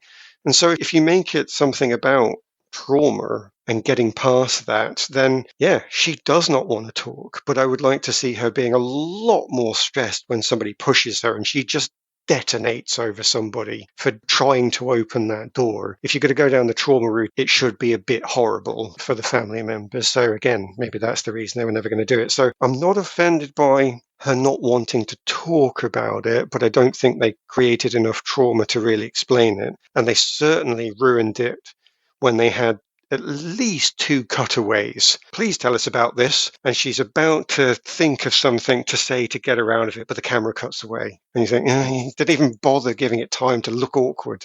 He just moved on to the next scene. So initially wasn't too worried, but yes, they just stomp all over it through the rest of the film, I think. Again, in your Journey to the Centre of the Earth plot, you have her and Hope together, and Hope seeing what a grim survivalist her mother was when living in the quantum realm, because this is what you have to do to survive, and I didn't tell you because I didn't want you to look at me like that. Absolutely. Yeah, that's great plot. That's perfectly fine. That works really well. Shame they didn't do it. Well, indeed. They had to do something, but I would have liked them to do something rather than what they did. Janet just exists to explain the backstory of everything to you. I've been here before, I know this thing, and the plot just stops in its tracks. Well, she just sits and tells you stuff. It happens a few times, and it's very awkward when it does happen. Exactly that. It is exposition. There's a couple of points as well where they could be doing stuff and they just give you tropes. The one that bothered me most, I think, is where we're in this dangerous place.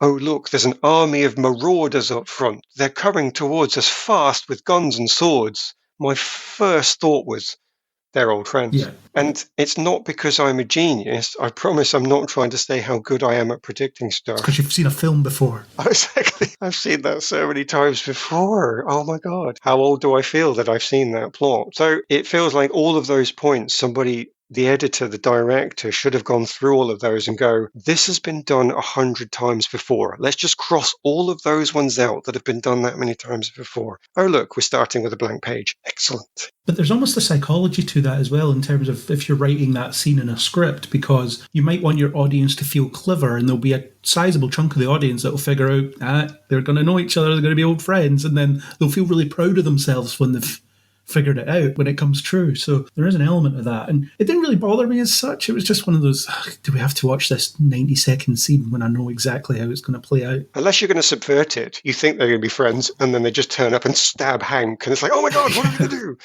They suddenly have to find life support for him down in the quantum realm, and it becomes an actual awful setup. You can do a nice subversion that way. I'll handle this. Oh, she couldn't handle it. Okay. Yeah. It was the other people that weren't her friends she was mistaken because she could only see them in the distance. Yeah, and then of course the people that she goes to that are supposed to be her friends inevitably betray her. What a surprise. Oh yeah, look, the person that's your ex-lover turns out to be the big betrayer. Yeah, but only kind of, because it just happens and then is never really touched on again. Bill Murray turns up for his one scene and then leaves. I mean, yeah, why bother? If you're going to bring Bill Murray in to do something, then he needs to be... Bill Murray needed to be we need to be careful here, he needed to be the lieutenant of whoever was the main bad guy in the film, I think, such that he's the person in the middle who's the neutral force, and you're constantly going back and forwards with, is he the betrayer, is he not? So let's say MODOK is the film's bad guy. I wanted to see Bill Murray as MODOK's lieutenant, but somebody who's a bit dodgy and could go either way. And then he's in it throughout. And he can even be somebody who facilitates the ending, where they do finally persuade him in a scene with Janet to join the good guys, and he gives them a horse that they can use for whatever purpose, I've no idea. He was a quick turn up for a quick gag and then lost. Another idea just used and abused. I don't know how true this is, and I haven't researched it extensively, but I'm sure I saw somewhere that there was a bunch of leaks, and that leak was caused by Bill Murray himself, who says, oh yeah, I'm a bad guy, I'm in this Marvel film and I'm a bad guy, that caused them to cut his role down,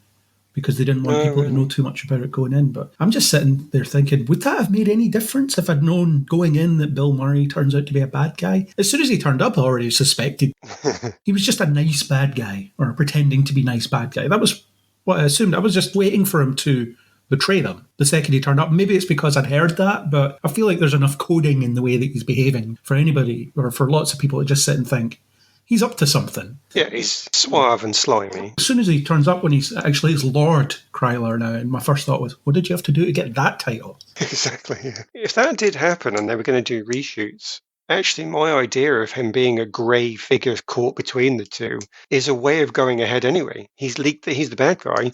Well, he turns up as the bad guy, but then he goes back and forwards as in a bit neutral. The actor saying he's a bad guy doesn't undermine that plot at all. So if you're going to reshoot, make him this grey figure that you don't know about and you think he's a bad guy. And then people like a bit of a redemption. Actually, in the end, he gives them the horse and everybody's happy again. Or just make him be a snivelling traitor. He betrays everybody at different points. Yeah, maybe. Because it's all about him. He just wants to assure his own continuity, so he'll side with anybody that he thinks can make him live for an extra 5 minutes. Yeah. I mean, Bill Murray's fine. I don't know if I'd have bought him as an intense bad guy type figure, because he has kind of a goofy persona, usually. And right for Ant-Man comedy. He's much better placed for that than what we saw in the existing MODOK character. He's perfect for the comic relief in a sort of a crazy bad guy.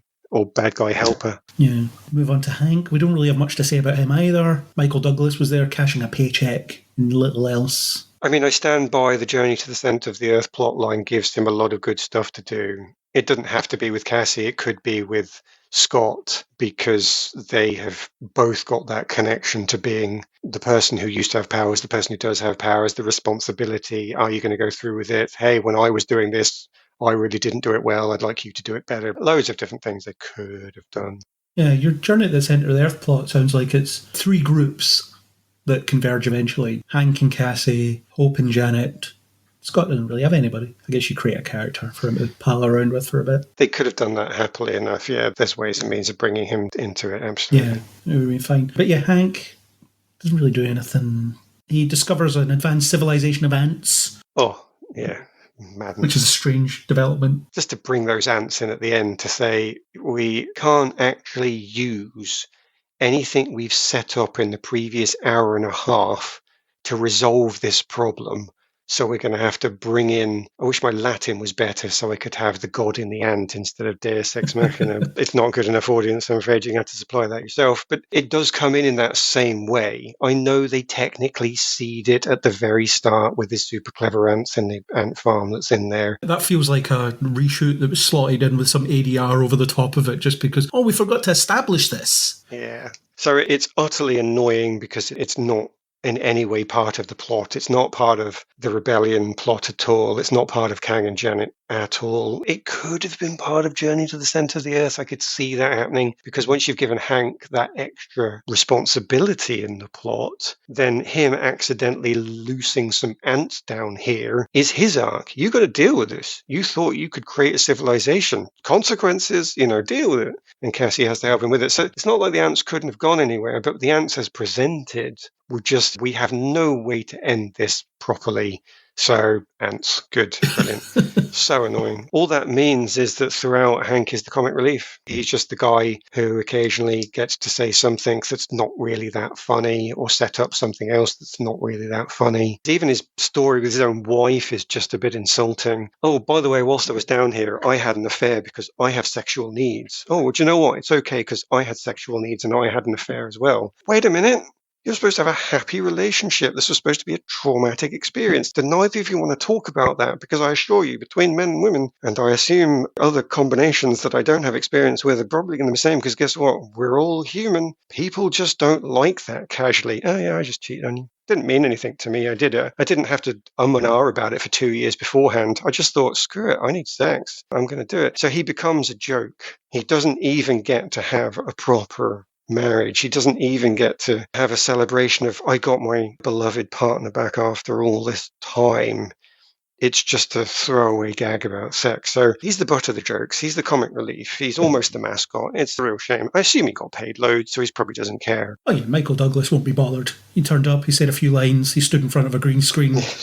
No problem. And the Hank and Janet relationship is something that sort of begs to be explored because they spent 30 years apart and then they're thrust together again. What does that do? I mean, it looks like they just picked up where they left off and everything's hunky-dory, but it wouldn't be because they're different people now. And the whole idea of, I thought you were dead, so there was someone else for a bit, is a reasonable starting point. And then she says, I thought I was stuck here for the rest of my life. So again, you're effectively dead as far as I was concerned. That's where your Journey of the Centre of the Earth can come in with them, though, because they could be either partnered up again for the first time and have to talk about this. So you don't have Cassie and Hank, you have Hank and Janet. And they deal with it throughout their journey as they realize they have to rely on each other to survive again. And Hank is learning who Janet used to be by seeing her down here, and it's a bit horrifying to him, and she's a bit horrified by showing it to him. They could go down that route where they have to learn it, or they could have him being the one who's been trying to persuade her to talk about this stuff all the time, and it's provided a massive stress on the relationship because he's trying to get her to face the trauma and she won't do it. And so when they get into the quantum realm, they're forced apart again. And actually coming together and wanting to get back together is something that they both realize when Hank's wandering about with Cassie, spending a lot of time saying, oh, Janet this, Janet that, oh, I'd really like to get back to Janet. And Janet's saying, oh, yeah, actually, I quite liked having Hank, and I've come back down here, and actually it was much better up there with Hank. I think I want to get back to that. And eventually they come together, massive hug, everybody cheers, way, we love them. So they also have a predefined arc going into this film that is completely ignored and turned into a joke, like everything else. And you could start the film with them not being together, even. Maybe, yeah, if the trauma's done that, yeah, totally. It turns out we're completely different people and we don't click anymore, and she moved out. There's so many things they could have done there, but instead it's effectively this 30-year time gap just pressed pause and then they unpaused with no consequences. It's just really weird to me. It is. Especially since a big chunk of the film is about how Scott missed so much of Cassie's life, and that created distance between them. As I said, it's predefined plot. It was on the page for you already. This is what I mean by when writers and directors come along, they seem to think it's either okay to not read the old stuff, or they choose to burn what came before because they honestly think their stuff is better. Both of those two things are offensive, and it almost wouldn't matter if Quantumania had been so awesome that you thought, okay, I agree with you. Yep, as a director, you're that good. Fair enough. I don't like what you did with the plot force, but even there, sitting in the seat of my own hatred, I still have to acknowledge that you've got some skills. So I'd have to give it, but they don't. It wasn't good enough to do that. You delivered such a great viewing experience that I didn't even think about it until later on. It could have been it, yeah, but no. You misdirected successfully. Yeah. And we often talk about that with the first Avengers film, about how it disguises its flaws because they do exist, and there maybe aren't as many of them as there are in, say, this. Those flaws exist, but you're not thinking about them when you're watching it. You're really not, no. Because it's doing what it's doing well, so well, that nothing else really matters. No. It's so weird that you've got this built-in parallel between Scott and Cassie and Hank and Janet. We've got these two relationships here. Both have lost time, one more than the other, but they have an impact. And what is that impact? And can it be overcome? Maybe in one case it can, maybe in one case it can't. I don't know. This is character work. This is character development, and they're just not doing it. It makes the whole thing feel empty and disposable because you come away from it thinking, nobody changed in this film. Nobody grew in any meaningful way. It's just something that happened to them for a little while. It's even funnier because the idea of there being these three films mashed together does inevitably bring me to the third film possibility, which is Kang and Janet, and the effects of Kang being around and wanting to get out. Because what you've just said is, of course, the foundational principles for the Kang and Janet storyline, where you've got the missing time. And it's the one that Kang talks about. It's the one that he brings up. It's the one that he teases Scott with. And if they'd have ditched the rebellion plot, and if they'd have ditched the Journey to the Center of the Earth plot and focused entirely on Kang, then you could still have had the plot because, as you say, you've got these parallels and you've got it in missing time and you've got a villain who can provide that time. And you could potentially, I'm struggling to put this into an actual 2-hour plot, but I'm sure it goes something like a multiverse of madness idea of showing you alternate dimensions, timelines, universes, whatever Marvel calls them. I'm still struggling to figure out if they're all the same thing or all different. But the point is, call them a reality. Kang has the ability to show Janet and Scott, or Hank and Scott, or Cassie and whoever, pick the two. He has the ability to go around all four of those. Oh, shame about Hope again, poor girl. Anyway, the other four characters have lost time. He has the ability to show all of them a universe, a reality in which they could have something better and tease them with it. And he's trying to get all four of them to commit some act that frees him. And if he can do it by tempting all four of them, or maybe even just one of the four, he angles all four of them and tries to get them to do something that causes a collision in a universe because it creates a nexus event or the opposite of a nexus event or whatever. And he only has to get one of them, and eventually one of them twigs. And then you think, oh my God, I have to go and get the others and say, oh, it's this evil Kang guy. And you have Kang, the actor, because Jonathan Majors could have pulled this off. He has shown that he's a good actor in numerous things he's done. But even in this, he could be a different secondary character in each of those four realities, just turning up, just sort of being that persuading character. Oh, I'm a really nice guy. I'm trying to get you to pick up the ice cream, which I know will butterfly effect into what I want. And the first one realizes, and then they have to universe jump and save the other one. And then they go on and go on. And then they fight him in the final universe. All three films work. I'm now convinced that all of these three films do work. And that one is based purely on what you just gave me with the idea of lost time from four characters. Awesome. Where can we get these three films made? It's annoying to see squandered potential. Can we go to those other universes where those films were made? Can Kang show us those? I'll let him out if he does. That's if he right. can show me all the different possibilities of all these things I want to see. Season 5 of Enterprise. Let me see that. Then we'll get you out of this quantum realm. That's fine. So then what you have is you have a film where the central conflict is choice. Every character is presented with a choice. You can have this life or not, and everybody gets to see what their life would have been like if they hadn't lost that time. Whatever they identify as the point where that time loss began. So for Scott, it's probably when he first went to prison, for example. What would happen if you didn't go to prison? And then he sees himself happily married with Judy Greer, and Cassie's, I don't know, doing something. I don't know what her starting point is because we don't know enough about her, but this film, we would know more about her. Hope gets to grow up with her parents, etc., etc. There's all these things where I'm going to give you this irresistible choice. I'm going to present you with everything that you've ever wanted, and you have to say no to it to defeat me. It's actually something that's even built, and this is the thing that really drives me up the wall because it gives me what I want, which is that continuity with the past films, because Kang would show Scott, oh, look, you can have a perfect life. Oh, yeah, you can have the wife and the child. Oh, you get to live in this lovely house. Please don't look too far into the future, though, because I really don't want you to know about this guy called Thanos. Because if you're not there, something's going to happen, and I don't want you to know that. So he tries to hide the bad that's going to happen, and all of them can have this. All of them can have this setup. You can have everything as long as you are willing to accept this horrendous cost. And as you say, they all have to make the choice to either not be selfish or put something aside, make a sacrifice for the greater good. And they would show you their heroism by the fact that they were all prepared to make the greater choice. And some of them can be action scenes. A couple of them could have fights in them because you've still got the suit with Hank and Janet, that can go that way. And of course, they've got Hope. So you can still have your Marvel fight scenes with some of those, but others can be your scenes that play out with a bit more family in it. Yeah, this could totally work. Yeah, and in the film we got, when Kang presents Janet with the choice to just ignore what he's going to do and go live her life as if she never left. That feeds into the, well, that's happening over there and I'm not over there, so not my problem. And that could be a really tempting prospect. He is going to lay waste to the multiverse, except from the universe that I'm living in. I don't have to see him do that, so is that okay? Those people in those other universes, they're not my problem, are they? Or are they my problem? Well, make it a bit more palatable than that. There's a certain number of universes, and I mean, he can lie. Only one of them is going to pay the cost. All the other 9 billion universes, infinite universes, they're all going to be fine. Again, it can be a total lie. He doesn't have to be telling the truth. But he just says to her, look, one universe has to be sacrificed for everything else. How many Janets out there are going to be happy because of the decision that you made? Think of that total happiness. That's worth the cost, isn't it? Make it sound nice. Make it sound acceptable.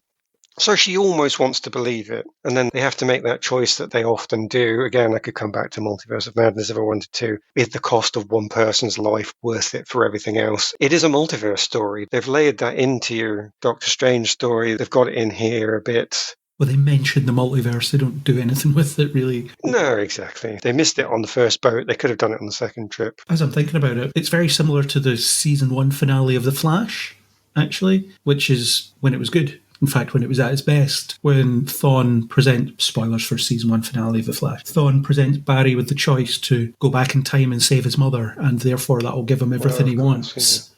But then the question he has to wrestle with is, do I want that? Yeah. Is that going to be the best thing for me? Because what he essentially does for the bulk of the episode is goes around and says goodbye to everybody that's in his life at that point. And it's, well, if you have that life, you don't have this. And who's to say that one's better? That's ultimately your obvious choice, isn't it? Who's to say which timeline is better? I know I like this one. The hardships that I endured to get to this point are defining and part of life. And that perfect sunshine and rainbows life that you're showing me, that's not real. Or maybe it is, but it's not the life that I currently have that I don't want to part with. So that's your choice there. Yesterday's Enterprise as well, the Next Generation episode. Picard wrestles with that. We could send the Enterprise C back to be destroyed by Romulans, but who's to say that the timeline they create will be any better? We know that it is as the viewer, but he doesn't. Yeah. It's that difficult choice. That's a great realisation to come to. And you can have the characters get there in different ways. You can have Cassie with the, well, I'm not going to damn other universes just because I want to be happy. Because I'm already happy, actually. Life's pretty sweet. And Scott could be the one that initially thinks, yeah, no problem, sign me up. But then when he thinks about it, it's, well, then I wouldn't be around to help stop Thanos. I wouldn't have the relationship I have with Cassie now. I wouldn't have met Hank. I wouldn't have met Janet, etc. The domino effect of all these changes that happen in his life because if he makes this alternate choice. That's why road not taken stories are always interesting. That's why multiverse stories interest people on a superficial level, on a primal level. It's the idea of you get to see something that isn't the norm for this setup, and you get to see what that's like for a little while. Right. And then if they're done well, characters can learn from it, or they can be challenged by it, whatever else, and that's just not what happens here. No. I don't want to labour this one too much because it is a trailer and trailers are often misleading. But in the trailer, it did seem like that's what Kang was going to do to Scott, at least. It did. That was what they sold us on. Yeah, present him with that choice. And then even in the final film, they touch on the idea of, because Scott seems really annoyed that Kang reneged on their deal. But at the end of it, I'm just thinking, their deal didn't seem that big a thing when it was happening. It was just, I'm essentially going to force you to shrink down and get this thing, otherwise I'll kill your daughter. So the deal is he does this and they don't kill his daughter? All right. They never really expanded on what it would be like. I can give you time back. They didn't show another universe. They didn't tease him with anything. They could have easily played here's a universe where you are happy. I can actually make it so this one you're seeing through my crystal ball can be yours. And in the end, there's actually no real reason why Kang has to betray Scott. He does it because he's evil. Don't trust him. The music's playing. You can hear him being evil. It's just a casual betrayal for no reason at all. Yeah, or just have him be genuine as well because, well, another slight pun, but as far as Kang's concerned, all these people are ants. They're nothing to him. Yeah. I mean, give him the universe. You might take it away from him again in a year's time. He didn't promise that, but just give him his happiness. Yeah, carry on. As you say, it's just pennies to you to do this because you've got that much power. There you go. I can happily leave that universe where you're happy alone. Not a problem. I've got bigger fish to fry. Your tiny little reality is nothing to me. Yeah, and I might want you as an ally again in the future because why not? We work together now. I can manipulate you easily, so I'll keep you around because I might want someone to manipulate again. I think in dimensions. I turn up in 5 years and say, work with me or I'll take this all away from you. Pretty powerful. Absolutely. He thinks over multiple dimensions and multiple timelines with his planning. I think he should be able to handle that level of strategy. Yeah. Instead, he's not really much of anything. No, that's the annoying thing. So you see Kang turn up, and Jonathan Majors does this excellent delivery in the first flashback scene where he says, I'm doing this because I have to. And he actually looks quite sad. He doesn't want to destroy these timelines, to destroy these universes, to kill these people. Now, again, it can be a lie. He can be kidding himself. He can be absolutely insane. We don't need that to be true. We just need this character to believe it. And Jonathan Majors delivers you that to make you think, this guy is the villain. We know he's the villain. but he's going to be a villain that we can at least understand. We're not going to agree with him because he's horrible, but at least we can understand him. It makes sense to us that he's doing this and he's prepared to pay this cost. So you get this tease where he's going to be one of the best villains you have ever seen in Marvel. He's going to be like your Thanos. I don't agree with Thanos, but I do understand the whole idea of lack of resources, because guess what? Our world is going through a resource problem as it is. It's grounded. It makes sense. I get it. You think you're going to get something that well thought out again, and then you realise he's evil. What else is he doing? No, he's evil. There's nothing else. He's just evil. In the same way that you agree with Killmonger's point of view, but you don't agree with what he did. Yeah, absolutely. So it's a shame. I think Kang was set up really well. I think the actor playing Kang is awesome. I think the script has let him down dreadfully. Yeah, and I like the idea that he sees himself as this necessary cog in a cosmic machine, and that takes a toll on someone. It's just a horrible thing to have to be saddled with, but he believes that he is. They don't go into the detail of why he was exiled, but it seems like he does that to absolve the other Kangs of having to do it, which then puts all of that on his shoulders. But then where does the He Who Remains, who showed up in Loki, come into that? Because they essentially have the same job. As far as is described here. Well, we don't even know, because it almost sounds like the Council of Kangs was trying to create the perfect timeline. I forget what they call it. What do they call it? Sacred timeline. The sacred timeline. It sounds like the Council of Kangs were trying to create that, and it sounds like this Kang was trying to ruin it, but it can't be that, because as you say, it's He Who Remains that does that. Now, I used to say on our podcasts, when something didn't add up, that I trust Marvel. They've shown me that I can trust them because they usually reveal some extra bit of information that explains it. It doesn't make sense right now because I don't have the big picture. And I've a couple of times in has said, I trust Marvel to resolve that. And in theory, if you'd have presented this to me back then, I would have said the same thing. The fact that all three groups of Kang are all claiming to be the ones that give us the perfect sacred timeline where everything is peace is going to be that two of them are kidding themselves and only one of them has actually managed to do it, and the others are just trying to lie or deceive themselves or whatever. But now, I honestly believe it's because the people that wrote this film and directed it didn't watch Loki, had no interest in any of the rest of Phase 4 or whatever they needed to know, and they just kind of threw something on the page. Well, we'll have a Kang that looks like this. Ah, that'd be good. Yeah. What's he going to say? He's going to say he's good. Do we need to put an explanation to that? No, the person that writes the next film can come up with why he thinks he's good. We don't need to worry about that. It's going to drive me mad when it inevitably doesn't make sense. And there's going to be infinite YouTube videos pointing out how all of these Kangs should have done something completely different in an earlier film and TV series if they were honestly wanting to get what they said they wanted. That is what I predict. I am not going to win any money on that, because nobody would take the bet. It's too easy to win.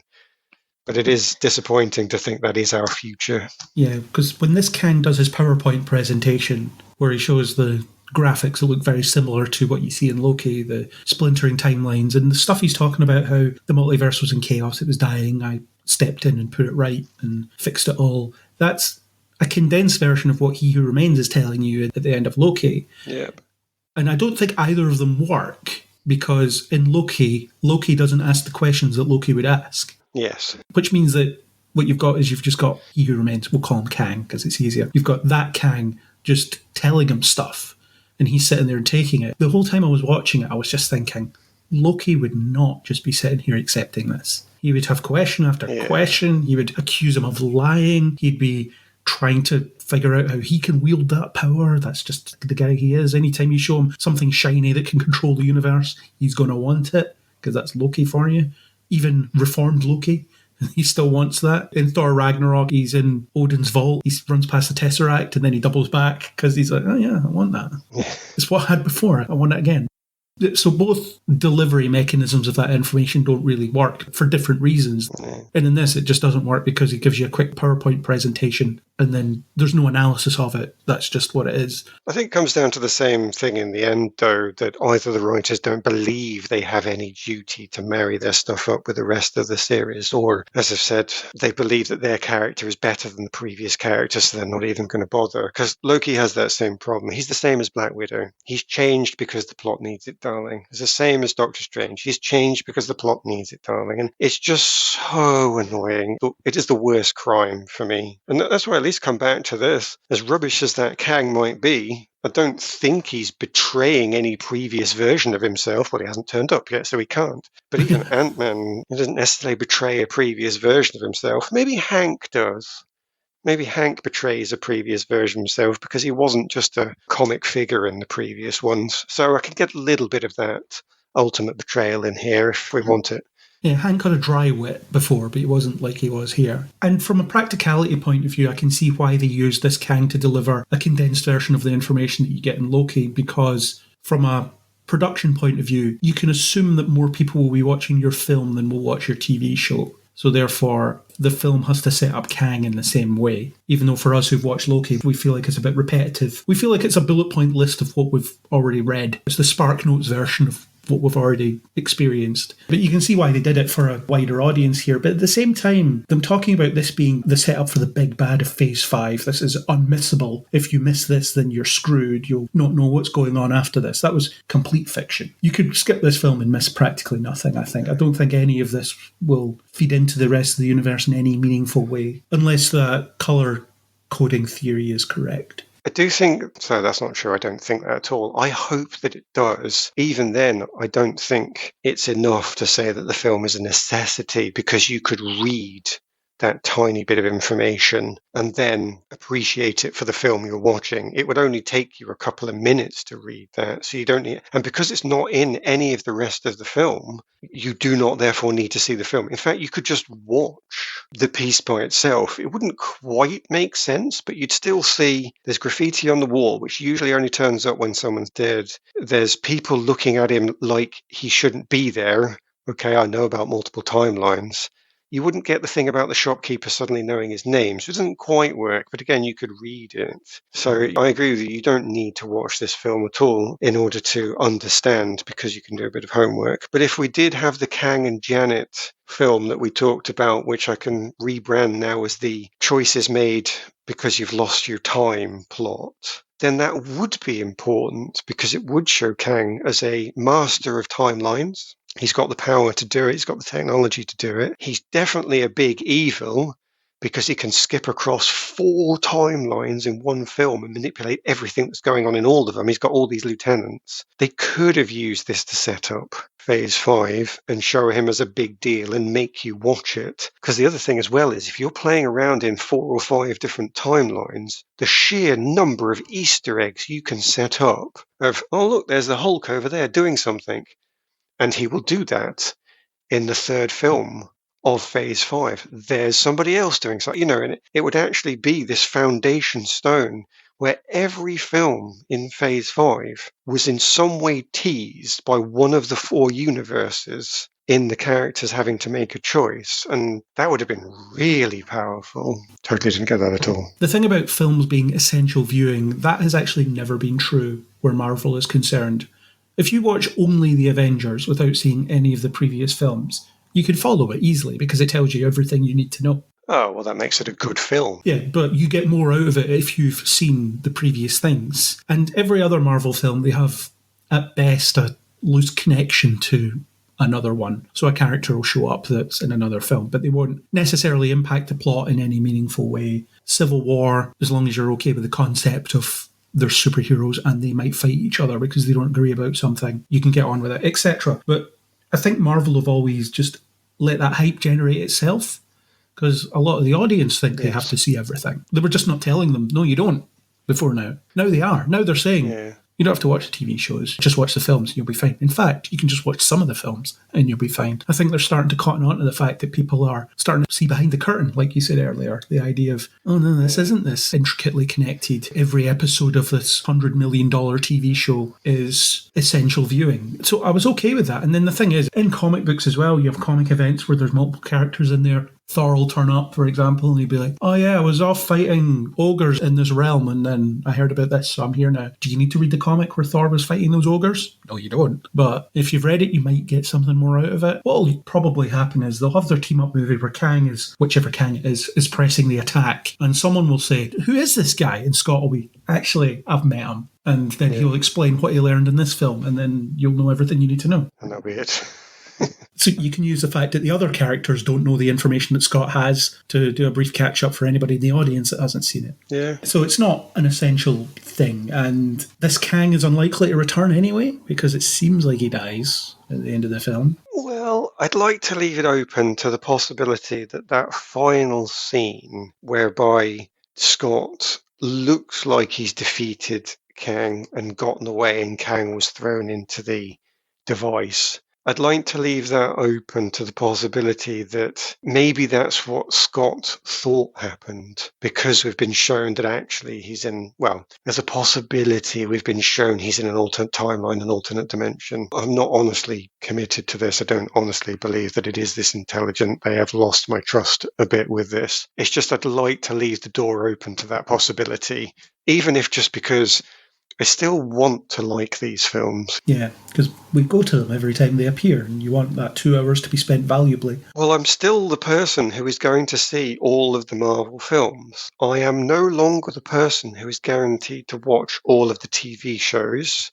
I have failed to complete 2 of them now. I didn't mean to miss Ant-Man 2. I've just really gotten confused about it. So I'm not somebody who's missed any of the films on purpose. So I will see all the other films that come out until they lose me. Fire up Disney Plus after this and see if you recognise minute 31. Well, maybe. This is what I need to do. That's my homework for next time. And then at the end of the film, he just becomes your standard MCU big bad anyway. There's a big fight and it's just a lot of nonsense. The bit I picked up both times I watched it that still really annoys me is he's liberally disintegrating people without even thinking. He just waves his arms and people disintegrate, and then he goes to fight Scott, Cassie and Hope and doesn't do that. Oh, the plot force is strong with Marvel and has been for a long time. I shall never forget the scene where Wanda is walking over broken glass, trying desperately to catch up with Strange. And in my head, I'm going, you can fly!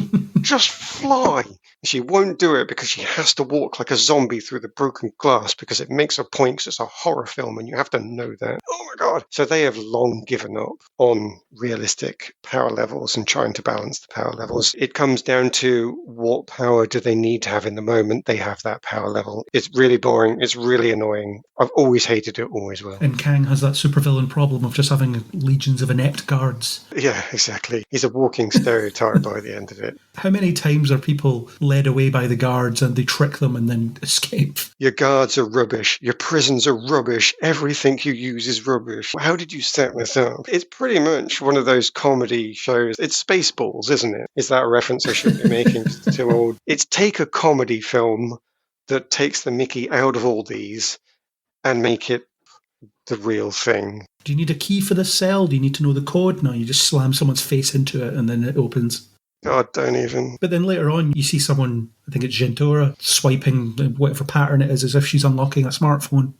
It opens a cell, so I don't know, it's just one of those. She's already known the password because the guards are so useless, they just give it away to the rebels as well. There was that one legitimately funny joke with one of the guards where it's, what's the bridge code? So even then, they don't just automatically know the code. There is some kind of security here. And then William Jackson Harper's telepath character just reads his mind and gets it immediately. I thought that was a good gag. I mean, sure, why not? Let's let them have something. The film was oddly bereft of gags, which I didn't expect from an Ant-Man film. I did make the prediction incorrectly that it would be full of the same kind of humour that you would expect from other Marvel movies and other Ant-Man movies, but it really wasn't. There was the odd attempt at a joke. Most of them didn't really work. Paul Rudd's just naturally funny anyway. He makes things that aren't funny somehow funny, just by nature of his ability. Yeah, I think you can see a lot of points where they thought it would be funny. And for some of us, missed the mark, but for other people, it will have worked. I couldn't help but think when Cassie was having her showdown with MODOK, because he's supposed to be the comic villain, and they must have said, oh, a guy with a big stupid head, he's so stupid, we can't do anything serious with him, let's just make him the comic relief. I do kind of understand that. Didn't need to go down that route, but I do understand it, so let's take it where you've gone. And he should be then constantly going through it just the butt of all the jokes. And when you get into the end, the mascot arc reveal is just a bit daft because he's a bit daft. So if he'd have always been the bad guy mascot, how do I become a better person? Just don't be a dick. You're right. Excellent. If he's just the court jester all the way through, then that's his comedic comic arc. That's his comedic development. That's his growth, because he is just a daft character. He just could turn around and be like a Looney Tunes character and go, that's it. And he's just immediately better. That could have been funny. It arguably should have been funny, or they aimed at it being funny. But because they didn't build MODOK around that, he's occasionally stupid, but then he's occasionally supposed to be threatening and the big villain. And they keep telling you that he's effectively the Terminator that nobody can defeat. No, he's a comedy sidekick. You can't have both. You cannot be the Terminator and the comedy sidekick. You've got to pick one. Which one do you want it to be? But he bounces backwards and forwards. And so when it comes to the end, I do honestly believe the line, don't be a dick, could have been funny. But any comedian will tell you, you have to earn your joke. You have to build up to it. You have to lay the groundwork and then get to it. So it fell flat. And it makes me think that there's probably lots of other jokes in there that are the same sort of thing. Because you get the jelly creature with the holes. Is this what it's like to have a hole? It's just a statement. It's not funny. But again, you feel like it could have been if you set up a couple of characters and they are really innocently making these comments that are effectively sort of schoolboy toilet humor, but they don't realize that they're being that way. They're just too innocent or too naive. And then it comes to the end and you get your big payoff where you make a joke about having a hole. Again, it could be funny because you've made them the comic relief. After anything serious happens, they come on, they say something stupid. They perform their role as jester well enough. Again, that's their arc. That's their growth. That's their development. They do get it. So I think even that joke could have been funny in the hands of somebody who could do comic delivery. I'd need to see the film to find more examples, but just knowing that I've seen two of them makes me think, I think there are more. I think this film could have been a lot funnier, but you'd need to commit to it. You'd need to remove, again, the other two films and leave one of them in there and commit to that, and then you can build that comic arc all the way through. Lots of the characters have that as well. The guy with the light bulb head, seems a bit insulting to say it that way, he has an arc as well that's really simplified. He's the one we should have been crying over because he dies. Spoilers. But who is he? I don't know anything about this guy. He's not part of the rebellion. If you want me to be sad that he's dead, it's exactly the same as the jokes. Commit to the rebel storyline. Make him this defined character that we cannot be without because we just see him being, I mean, he's literally got a light for a head. He is literally going around inspiring people by showing them the light. He's a walking metaphor. You're stuck in darkness. Let me show you the light. Obviously, that's too ridiculous. But nonetheless, you set it up that way. He can be this great inspirational leader that they all are thankful for because he's there helping every single person. There's nobody this guy hasn't helped. And then at the end, he's the cost of your freedom. That's the cost you have to pay in order to be free. You lose that guy. Was it worth it? Do you know what? We're going to celebrate his life. We're going to be thankful.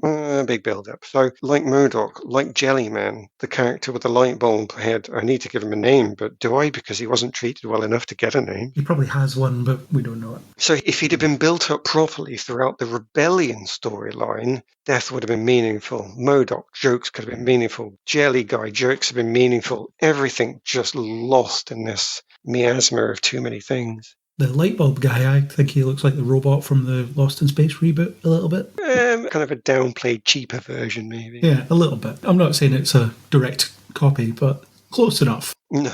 There is a couple of jokes in the film that did work for me, though, and most of them were delivered by Paul Rudd, actually. Okay. One of them is in reference to the holes, where that jelly creature says to him, how many holes have you got? And then William Jackson Harper comes along and says he has 7 holes, and you see Scott thinking about it.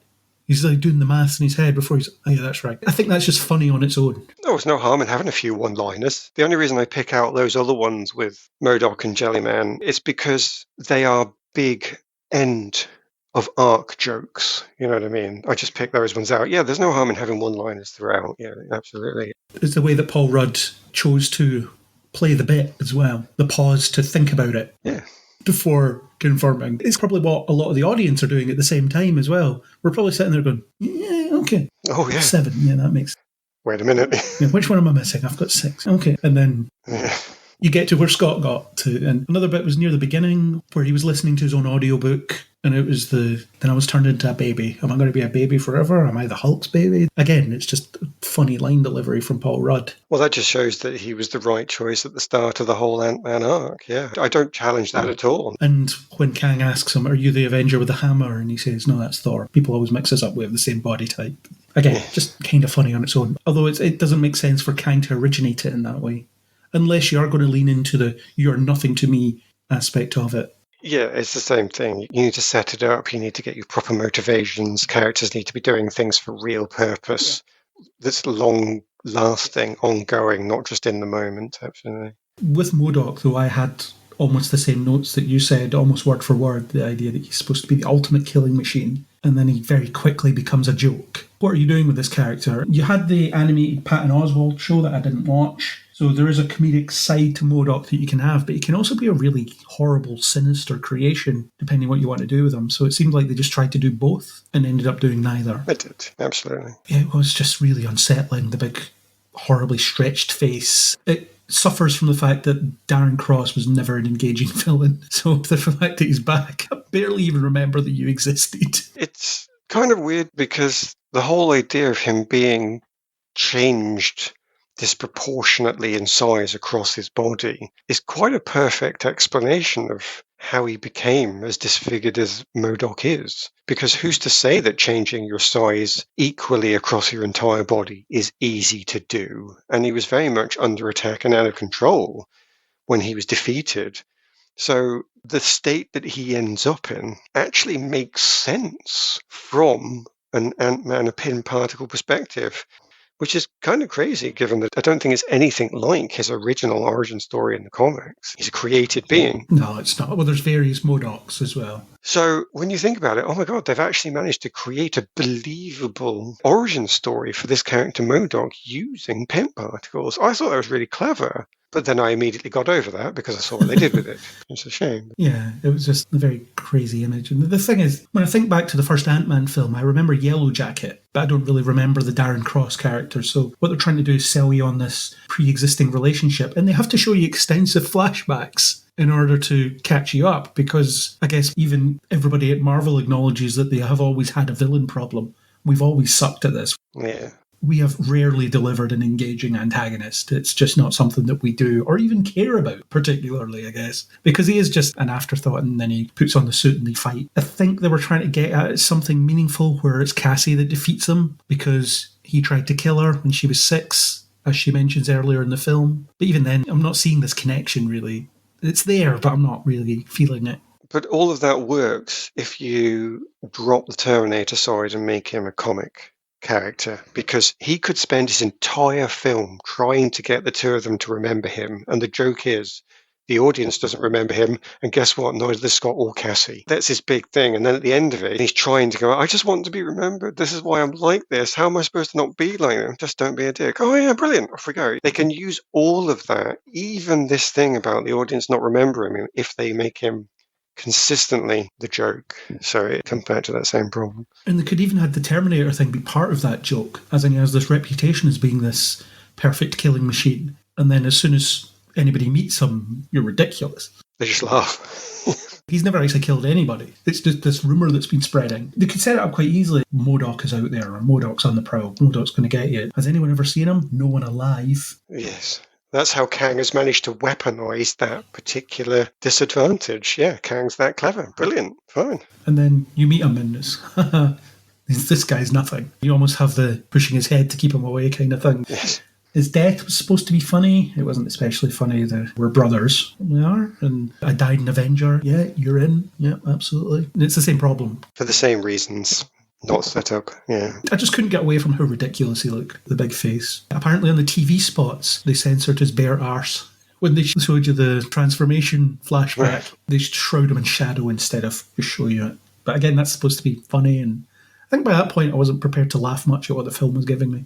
I think it kind of lost me by then. Yeah. Silly. Remember when we saw Iron Man 3 and I thought that Guy Pearce was going to turn out to be MODOK because they did the whole big brain thing when he was doing the live feed from his brain? Right, yeah. And we have other quantum characters, Gentora, who I've already mentioned, the really cool, because Cassie says she is, rebel warrior woman. She's not really anything. Oh, God, don't even. The telepath guy, he's all right. I like William Jackson Harper from The Good Place, and there's some funny lines there. I wish I wasn't a telepath. Everyone's disgusting. The jelly monster that's voiced by David Dastmalchian, he's not really anything. It actually comes down to, I can say the same thing about all of them that I reckon I've already said about MODOK and the guy with the light bulb for a head. Any of them could have been a big deal if they were used more. And I think they all needed to be part of the proper committed rebellion storyline where they could all have time to meet Cassie, all impart some sort of wisdom. Even the crazy wisdom from the jelly guy could mean something at the end. He says something that seems ridiculous, but it turns out to be useful. They all needed to spend time with either Scott or Cassie and help them on that journey. So they all mean something. And then obviously at the end, you can kill one or two of them off to show that the journey has a cost. And so it's actually quite emotional too. But yeah, they're all this okay thing where one of them or two of them have something interesting about them, but none of them really have a lot interesting about them. But yeah, as I say, they all needed that dedicated time in the singular rebellion dedicated plotline, and then they all could have been something. As it is, they're all just a little bit of something, not much of anything. So that should bring us on to set pieces, even though there's not an organic link to it from what we just said, but we're going with it anyway. I didn't find any of the action stuff in any way memorable in this film. Most Marvel films have some kind of set piece where you can point to it and say, well, that's that bit where that happens. But I don't feel like this accomplished that in any interesting way. No, but again, we come back to the same issue. I think if they'd have committed to one of the three films, then they would have had more purpose to fulfill, because the big fight action set piece at the end should have been the cathartic relief of the rebellion finally overcoming Kang and his soldiers. They should have been being defeated constantly throughout Act 1. Defeated throughout Act 2. Kang's forces just nailing them at every turn. It's just no chance. And then you get this massive final fight scene. Take the ants out. I don't want to see the ants. But I want to see something almost like Return of the Jedi, where you've got the big sweeping force and then the heroes doing their individual thing that means the sweeping force can actually win. It's a bit of a formula, but that's why I say I want something like that, where you get your smaller characters all coming together as one unit, one scene switch. And then, of course, your heroes get their greater camera on them. They get to do more. Or like in Lord of the Rings. But it's proven that it works because of that. It's a way of doing the great host with the important side. So why ditch that when it works if you've not got anything better, which I don't believe you do. So you stick with that. So take the ants out because you don't need them. I mean, Marvel likes a formula. Why on earth would they then be the people that drops the formula that's proven to work at the end? It's just madness. So the set piece that we should have seen is the big final battle that should have meant something really big. As it is, the set piece that I remember is the possibility space, but I couldn't enjoy it because I didn't understand it. It didn't set me up any rules, and it didn't get set up with consequence. It could have been something to have lots of Ant-Mans, I'm not even sure what the correct grammar on that is, but Wasps as well. I think that should have been the big set piece, but as I say, it didn't mean anything, it wasn't grounded. Those are the two that I remember, but I only remember them because I didn't think they worked for those reasons. Yeah, the probability storm, I think they called it, was a bit of a That's it. Yeah. A weird one. They all united because they wanted to get back to Cassie. This is it. It's just nonsense. Build it up. What's that whole scene about? Start with that scene. What does that scene mean? And then come back to it. Play it throughout. You've got a theme. Build on it. It even doesn't make sense when one of them turns out to be the fast food restaurant employee. Yeah, the Baskin-Robbins one. They explicitly state that you multiply at any point where you could make a choice. So that means that in the moment of being in the quantum realm, he made a choice which made him drop, undress, find or make a uniform, and he has to make it with materials that he can find around him in this space, and put it on and be that employee. But only one of them did that. But only one of them did that. Now, I know what they wanted. They want the cheap gag where it's like, oh yeah, his life could have led to this point, but then he wouldn't be in the quantum realm. No. Not only did you not give me a rule set to work by, the one time they give me a rule set and they immediately break it. And I'm sitting there going, oh my God, that's not funny. Because I can't get away from, you just told me to think this. And now you've broken it. If you wanted me to think something else, all you had to do was not give me a rule. It's a madness. Yeah, in terms of the set pieces, so like I say, I don't really remember any of them, other than for bad reasons, such as Kang disintegrating and then seconds later not disintegrating for no discernible reason. But on a fundamental level, part of the gimmick with Ant-Man is the size changing. And the size changing only works when you understand what size he is relative to other things. So in the first film, he's against a train set, so that tells you he's really small. Or when he's giant, he's standing next to an airplane or something. It's visual shorthand. You know roughly what size a model train set is, so you can understand that he's really small.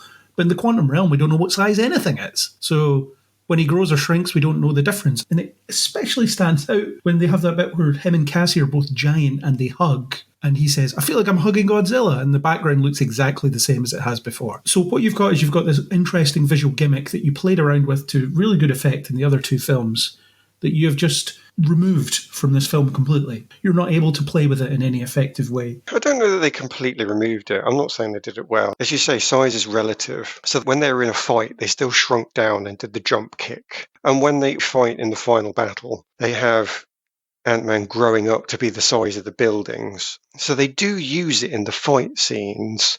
But the thing of it is, because the fight scenes aren't so memorable, it doesn't mean anything. When you then bring it to those emotional scenes, I completely agree with you, because you're just seeing Scott and Cassie. That doesn't make any sense at all. So I don't think they removed it completely. I would just go with they didn't really use it well.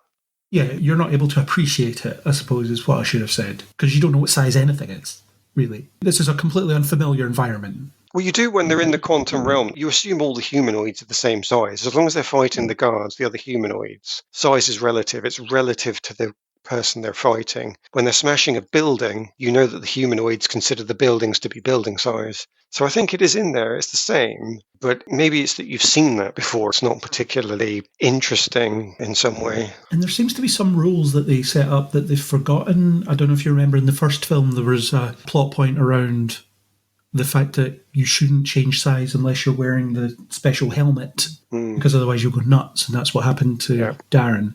And you even have that bit where Scott's in the back of the police car and he's about to shrink, but before he does, he sticks his head in the helmet so that he shrinks with it on. And then in this, they're shrinking down to quantum size, but no one's wearing any protective gear except from Hope, who thinks to put her suit on before she flies in or falls in or whatever they're doing. And then people are constantly growing or shrinking or whatever and opening their helmets as they're going, so they seem to have completely forgotten that. And there was a big thing about the regulator as well, as in, I've set a limit on this so that you can only shrink to this size, this relative size. Any smaller than that is too dangerous. And they even did a part in the second film where the regulator was broken a bit, so it was messing with the size that he was shrinking to. There's a scene where he runs around in a school and he looks like a young child, for example. I like these limitations. I like to understand what they can't do as well as what they can do, and they've just thrown that out as well. That's another annoying thing. We've already mentioned that. They've already given up on that. They gave up on that with Doctor Strange and Wanda. In Doctor Strange, she can summon a demon cat head for some reason to solve a problem in the initial fight. It's just a gimmick. And I'm sitting there at the Scarlet Witch going, fly, damn it, fly. It's blast. It's the very epitome of because the plot needs it, darling. It also combines with, we don't need to watch the old Ant-Man films. They're nothing to us. They don't mean anything. We can just go on with what we want to do because we're better than that. It's actually the manifestation of these previous problems we've already discussed being let completely loose. And the people that are doing it think the audience wants to just see a cool thing. And in some cases, I think that's actually reasonable, where it's actually cool, where, as you say, with Avengers, you're taken out of yourself so well that you don't question it. But this film asks us to question everything. Nay, even one point gives us a rule and then immediately breaks it. So your mind rebels. So it's the same thing coming back to you again and again and again. It's a continuation of the same problems. I found myself asking lots of questions about the size-changing mechanics in this film, because obviously they shrink down to quantum size, and they seem to be at that relative size forever. So that's their base size. And then when Scott jumps into the core before the probability storm, he has to shrink down even further. And he shrinks a couple of times as he's going down. But then he comes back and he's the relative size of Kang again. So how is that all happening? And then he goes giant, and again, he'll only go so big, relatively speaking. And then he'll go back to that normal size for the quantum realm. It's just magic with no explanation. Yeah, that's what I mean. It's please don't look at the man behind the curtain. Because when you think about it, yes, when he needs to destroy the city, he doesn't grow to the size of a building. He can grow a lot bigger than that if he wants, and he can just kick the entire city over if he wanted to. His normal size is infinitely larger than anything in this realm. So there's infinite possibilities between the size he is in the quantum realm and the size he is in the real world. So he could, in theory, grow to a size where his foot can just stomp on Kang's entire empire. Yep. Yeah, he can. That's what I mean. It's very much, do not look at the man behind the curtain. That's the whole problem. That's the thing that Marvel used to be so good at, certainly in the comics as well, where what they do is they establish a character's power set, they establish what they can do, but more importantly, they establish what they can't do. Absolutely. And that's where the challenge comes from. So the first Ant-Man film, you've got the regulator. If that's not on, you're screwed. You shouldn't try and change size without this, because I've scientifically figured out that this is the safest way to do this. And make sure you're wearing your helmet. Otherwise, you'll go insane. No, I completely agree. I mean, it's one of the most enjoyable parts of one of the Captain America scenes is where he just jumps out of the plane and the normal human turns around to his commanding officer and goes, he just jumped without a parachute, didn't he? And the commanding officer's like, yes, he did. Everybody just revels in this really tiny power level that Captain America's got. Compared to some of the other people, it's nothing. It's not godlike power. He's not the Hulk. But it's so impressive in the context of what has been set up. Because you're suddenly thinking, oh my God, if I threw myself out of an airplane, I'm screwed. That is really impressive in that context. You're right, they did set these things up. They've just moved on from it. It's all gone. But if Kevin Feige is unable to perform the duties of overarching editor now because there's too much for him to do that, and if he doesn't have a series of supporting people who are looking over these things for him, I'm the power level guy, I'm the plot continuity guy, I'm the characters person who makes sure that the characters are all consistent with each other. If you're not going to do it himself and he can't hire those, then it is going to go out the window. But this is the thing, I never really know, is it ignorance or is it arrogance? Is it that they've lost control, or is it that they've given up on it because they don't think it's important anymore because it's not the bit that makes the money? Both aren't excusable, but it is interesting. Yeah, because go back to Avengers and then think about how they managed to generate so much intrigue in the fight sequences because of those relative power levels. We've got Iron Man fighting Thor here. Is Iron Man any match for him? No, but when he gets supercharged by Thor's lightning, he can hold his own for a little bit, but it's only for a little bit. Thor, he's really strong. Can he fight the Hulk? Let's find out. And so on. It's these relative things, but it's also how the powers work. Well, it is, and I do understand why people didn't like Loki for that same reason. I sort of understood why Loki was depowered for his own series because he needed to play on the same level as Mobius. I kind of understood that. And I understood that they needed to get the character away from his evil self to his new self because the character in the audience's mind has moved on. I did understand it. But nonetheless, when you're watching the Loki from the Avengers and you can see that he goes toe-to-toe with Thor, he's fine. He can actually fight his brother. He might be the god of mischief. He might be using magic. Maybe ultimately Thor would win. But nonetheless, he holds his own for quite some time. But then you move him into the Loki TV series. He's not as clever as he was. He's not as powerful as he was. He's not the same character. And so even though I kind of understand what they had to do, I do come back to, because the plot needs it, darling, actually the Loki TV series is committing that same crime. I have to admit, I was carried a bit on the wave. They did manage to pull the veil over me, and I was kind of enjoying it for what it was, so I was more forgiving of it. But the more I talk about it, the more I realize it committed the same capital sins that I accuse Multiverse of Madness and Black Widow of, and if I wanted to be consistent, then I should hate the Loki series as well. It's interesting to me then that because I'm an emotional human being, I am being more forgiven, and I shouldn't be if I was rational, which is an interesting little introspection that I'd like to go into at some point, but not for this podcast, so we can move on. Well, Loki's probably doing that thing that the Avengers did. It's good enough that you're not thinking about it. Yeah, maybe so. Maybe that is it. At the time you're watching it, you're thinking about it now, but not at the time. Yeah. As in, its flaws weren't standing out enough for you to dwell on them while you were watching it. Yeah, but maybe I can't watch that series again. Maybe I won't be able to get it out of my mind now. That would be interesting.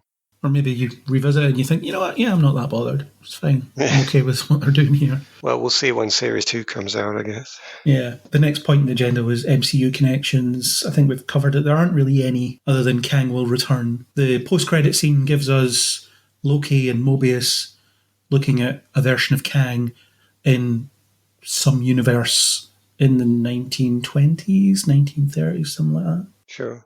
I don't know, but yeah. And that's that. And then the Council of Kangs, which is going to be setting up the fact that there's a Council of Kangs. I do like to still keep this door open to the connection to the wider MCU through the stuff I've mentioned of Scott walking down the street and it's a purple street and blah, blah, blah. I still like to think that is a possibility, but the Council of Kangs I'm not very forgiving of. That's something I do struggle with. 3 Kangs turn up and they're the leaders in their funny uniforms. It does open the possibility that an actor as good as Jonathan Majors will get to play 3 different Kangs, and that will be interesting, and I'm sure it'll be interesting for him. But the idea that the rest of them are all fanboys was just weird, because I was like, hang on, aren't all of them the people who are the best and strongest and most capable in their universe? And yet some of them are total fanboys. That doesn't seem to make sense to me. I understand that some of them are raised up above the others because that's the way leadership is often. But that whole scene was just so weird. Didn't get it at all. Yeah, it's one of those scenes that's thrown in to entice fans of the comics. It's like, oh my god, there's that thing that I recognise, and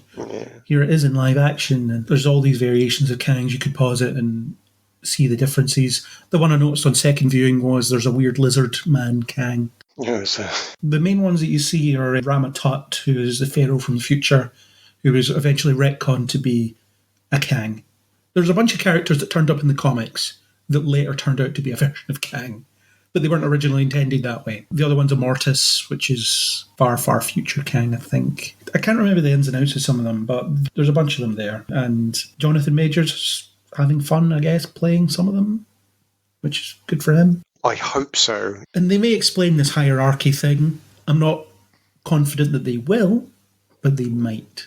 But I'm lost as to what they're going to do with Kang next. Is it just going to be every couple of films a version of Kang will turn up and be defeated? That's the danger.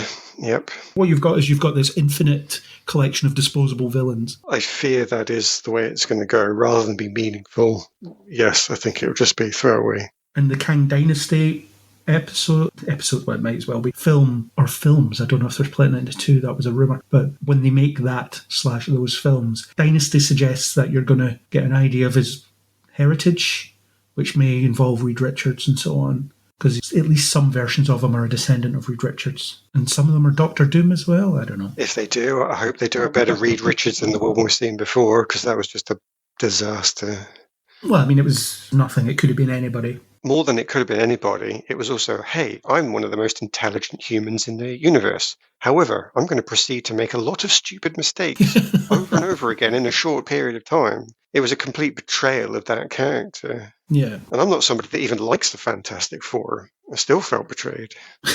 So we have more promises of what will connect next rather than any direct connections in this actual film. Unless they do anything with this ending that shows a different universe. I just so want that. I'm going to keep coming back to it because I really want it. We'll see. You want something meaningful to come out of this mess. I do. Okay, well, as a last thing then, we can do this discussion point that came up. There was a video on YouTube by the channel Brown Table that was talking about costumes, specifically the nanotech costumes that everybody seems to have at the moment, as in these magically appearing suits and the masks that just appear or disappear because we need to see the actors' faces. The video was making the point about how it takes a lot away from superhero media when their costumes just magically appear. You said that you watched the video. I was going to recommend it to you, and you said, oh, I've seen that already. The algorithm apparently fed it to you, and you swallowed it whole. I did, yeah. I'm a subscriber of Brown Table. I like his stuff. What do you think of this nanotech suit thing? Does it bother you in any way? Do you think we are losing something when they can just change instantly? And we're picking on Ant-Man to discuss this because it's the latest Marvel film. Brown Table actually says that Guardians of the Galaxy is the first appearance of it with Peter Quill's mask. It's fine, it's weird space tech. It makes sense there. And it's only a mask. It's not a full costume. But in this, the first thing that happens is Hope presses into her chest and her suit appears. And Scott does that later on. What do you think of nanotech suits as a thing that is just everywhere now? I do understand it. It doesn't bother me like it does other people because I think we've moved on. I think that in the early stages of the superhero career, the superhero films, I wanted it to be a thing because I wanted it to be a challenge. I wanted it to be a problem that people had to deal with. My identity is something that needs to be concealed because I'll get into trouble.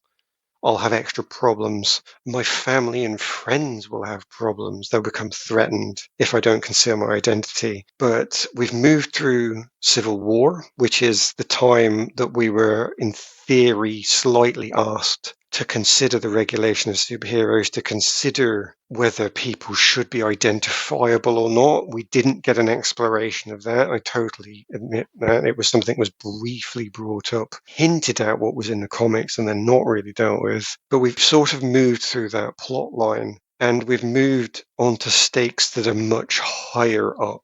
And we've also been through the massive trauma of half the world vanishing. And I do think that in some cases where people have a life, I can understand that there's been a lot of coming together and people wouldn't necessarily attack superheroes. They don't need to hide. We don't have the X-Men hiding because of this bigotry against them. We don't have any of those problems. So I think we've moved beyond the point where superheroes need to hide their identity when it comes to the ones that have saved the world. I would still like to see it for those heroes that are fighting at the street level, like the Daredevil that we're potentially going to get back, because he will not be faced by the world supporting him. He does need to hide his identity because your average gang member or your average displaced person who no longer has a home because they've been kicked out onto the street and they're becoming more desperate, they would still take advantage. They would still challenge him. So generally, for your world-saving superheroes, I think they've moved beyond it. I do hope it stays a thing where they have to hide their identity, though, at street level, your Daredevils and such.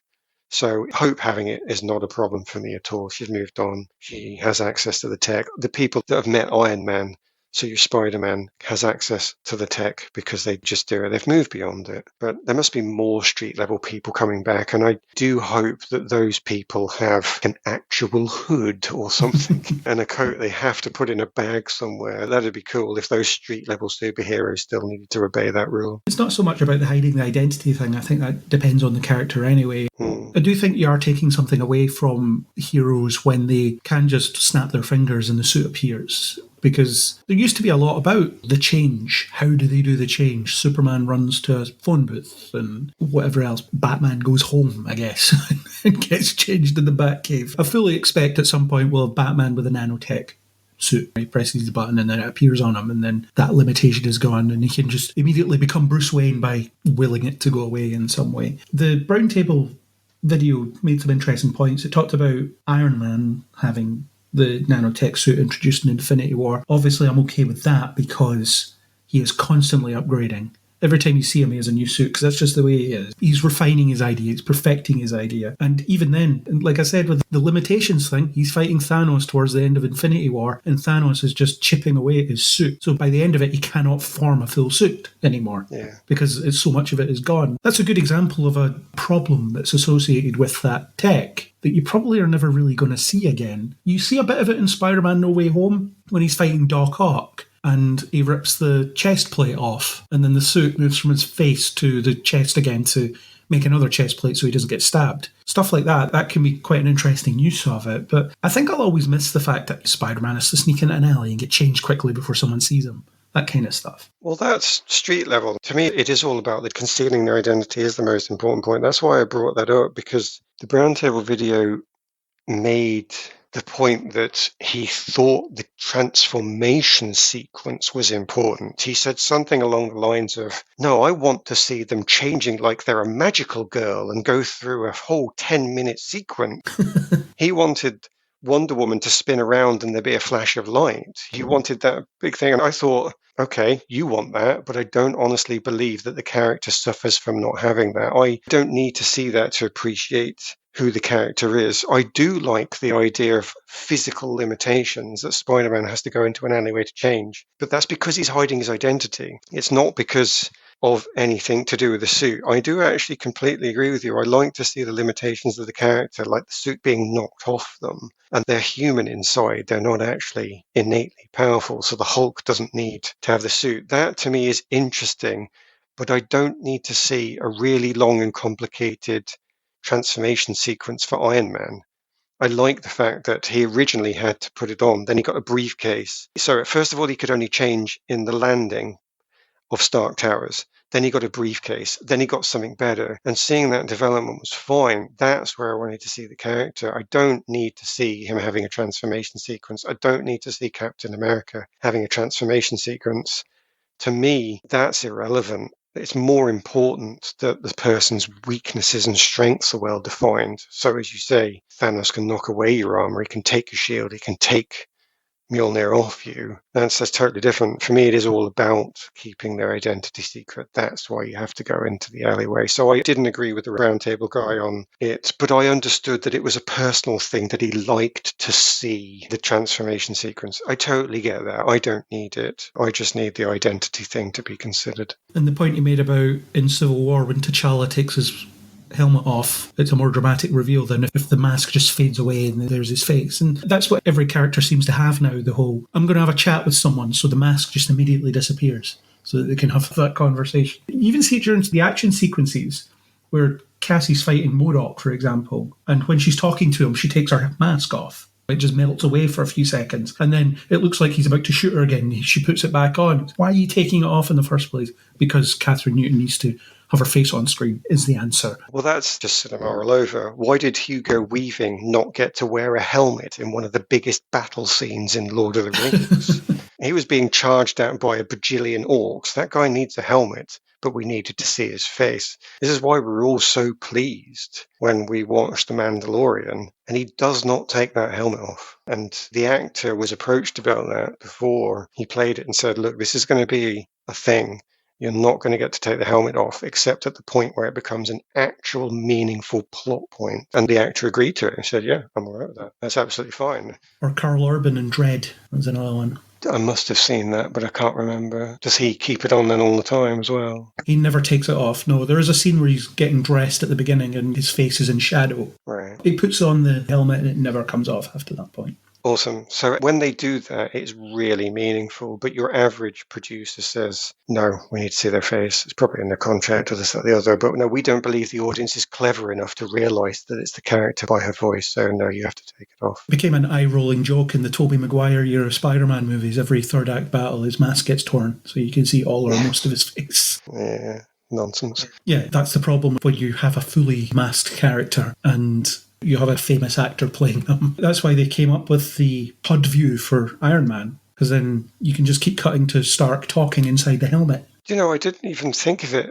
that way. I'd have to go back and watch it now, because I don't remember that being something that bothered me. Maybe it would. I'll have to go back and watch it with that in mind. I can honestly say at the time I didn't notice that problem. I actually think it was a solution to that problem. It was a way of showing his face without him taking his helmet off, because like you say in those early Iron Man films, he couldn't until he got home. He could maybe open the faceplate or rip it off or whatever.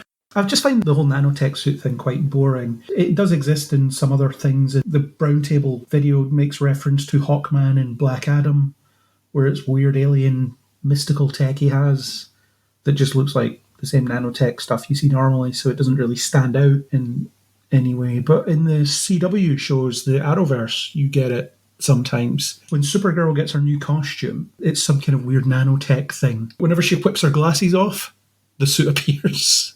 It's ridiculous. And to a lesser extent in The Flash, the TV show. Back when you were still watching it, he would do this thing where he unmasked in front of everybody. His identity was only a secret for the first 5 minutes of when he meets someone. But you would always have this bit where he's about to take the mask off, camera cuts away, cuts back, the mask is off, or the cowl is off. But that's because the full suit, he was kind of built into it, so you couldn't just take it on and off. So it was cutting away so that we can film it later where he's wearing the cowl is an on suit. And in The Flash, you have the costume inside the ring, which you see in the trailer for the new film as well. He shoots the costume out of the ring, runs into it. That's a really cool suit-up sequence. I get it, but not being maybe connected to the comics. I just don't need it. See, when sometimes you show me pictures and you said, oh, the new suit's out for this character. I actually look at it and go, yeah, it's a suit. It just doesn't mean anything to me, but as I say, maybe because it didn't come up through the comics. So I do understand the points he made, but I have to confess they just really didn't mean anything to me unless it was to do with protecting your identity. That's the only one that was meaningful. I would actually hate to see all my superheroes getting a magical girl transformation sequence. I'll also say that would be too far. The new suit thing, that's a separate issue. They want to sell toys for the new film, so they have to wear different costumes, but there was nothing wrong with their previous costume. Again, for certain characters, that works fine. Iron Man, constantly upgrading, so he's always going to have new suits. Even with the other Avengers, Stark's bored and makes them new stuff every now and again that he makes them wear. Captain America, many, many decades between his two suits being created and the fashions changing. That stuff makes sense to me. And they made a plot point out of him going back to his old one. Well, that sort of stuff that's actually in the plot or in the character. Yeah. Now I like to see it. Beyond that, not really going to notice, I'm afraid. His Avengers suit is very like his comic one, and it looks kind of crappy, but the whole idea is that Coulson helped design it, so it's kind of a fanboy interpretation of a Captain America costume, and then they get better as they go on, but the World War II suit's probably still my favourite, the one that he wears at the end of Winter Soldier as well. It looks like a good cross between being functional and his comic book suit. Sure. Plus, Captain America doesn't strike me as the kind of guy that would really care to upgrade his costume all the time. I feel like he'd just find one he likes and stick with it. Yeah. Because he's just a simple guy. Spider-Man's another problem because he keeps getting new suits every film in the MCU because of, again, merchandising. But there's really nothing wrong with the first one he had. That's a separate issue. But I understand why that happens. And it's just kind of aggravating. Just to sell toys, which is one of the primary reasons these things exist in the first place.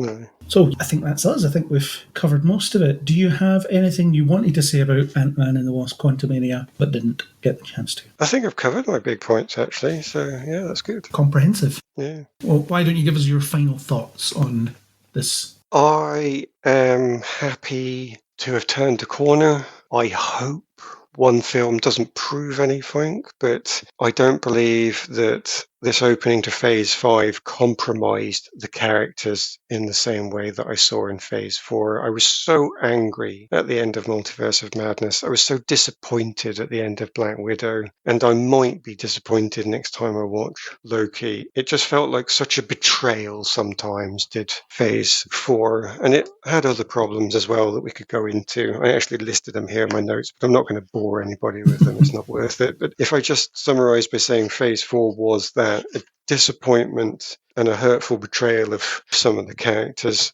I was just so pleased to come out of Phase 5 thinking that I consider to be the most important, fully acknowledge it's what I consider to be the most important, but that thing appeared to have gone. I saw half an hour leading up to Kang's reveal being promising. I saw the first flashback of Kang, and I saw what Jonathan Majors was capable of, and I was so enthused. But then the rest of the film didn't live up to it. My biggest problem with Quantumania, though, is only that it was just too many films strung together and ended up being none of them, and therefore a bit boring. It didn't live up to its promise, but that is not anywhere near as bad as some of the travesties that were in Phase 4 for me. And it ended on such a promising note that I'm going to try and take forwards, which is the idea of somehow Scott is no longer in the same universe that he thinks he's in. Somehow something has changed. I don't know if it's a changed timeline. I don't know if it's a different universe. I don't know if it's a fabrication created by Kang.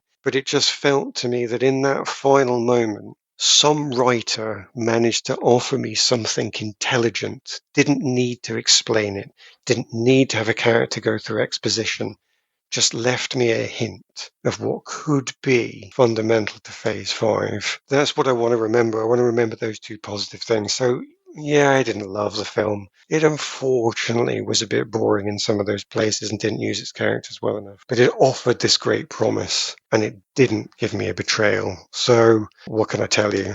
Somewhere in the middle, a confusing mixed film of emotions. Okay. My final thought is I didn't like this much. Beyond the first half hour or so, I just wasn't a fan of it. Like I said earlier, or maybe didn't say earlier, I don't know. It was a while ago. I wasn't initially sure why it annoyed me as much as it did. And I do think it's a cumulative effect of just a run of mediocrity from Marvel. People criticise Phase 4 because it wasn't obviously building to anything. And it wasn't building to anything in the sense of, at the end of this, we're going to team up and fight this thing. But I do think it was seeding other things. But lately I've just been feeling that Marvel doesn't have any direction, and I think this is just another example of that, or a very strong example of the lack of direction. It just feels like every film is doing something that doesn't really rely on the other films in any meaningful way. It's lost that connectedness, or it's lost that necessary connectedness. Well, I mean, it was never necessary, but for me it felt necessary, and it's starting to not feel necessary. Come out of these things, and even when I enjoy them, I just have no real desire to see them again. But in the first couple of phases, Phase 1, 2 and 3, I really wanted to see everything a second time, at least. And I've lost count of how many times I've watched The Avengers, and I would go watch it right now because of how great it is. And I've lost count of the amount of times I've seen Winter Soldier for the same reason, etc., etc. There's been nothing recently that Marvel have done that I've immediately needed to go rewatch. I always watch them twice before I do a podcast because that's just the way I do it. And I feel like as a host, I need to have a more broad view of it that I can't get just from a single viewing. So that's the suffer for your art perspective. I guess I had to watch this again, even though I didn't really want to. Yeah, I wasn't a fan of it. We've discussed 3 films it could have been. It ends up being a mix of them, but also none of them. Just not super keen on it. Will I watch it again after this? Probably not. Maybe at some point. At some point I'll do a massive MCU rewatch and this will come along, I guess. So yeah, I'm not hugely enthusiastic about Phase 5 after this, but we'll see how it goes. We've got Guardians in a couple of months, but will Guardians really be connected to the rest of Phase 5? I think it's going to be a standalone one-shot adventure that may either be good or bad. And I think The Marvels was delayed because of the early buzz on the quality of this film, or people's reaction to the quality of this film. Although I did read, in terms of the ending, apparently an ending that was tested with audience was that Kang escapes and Scott and Hope get stuck in the quantum realm, but that got changed, which explains why it's just so wishy-washy in the actual film itself. It's the, oh, well, I guess we're stuck here, and then Cassie presses a few buttons and the portal opens again. I guess I forgot to mention that earlier, but I did read that somewhere. So yeah, we can probably attribute some of the flaws to the fact that they're just changing it while they're making it, which is never a good look.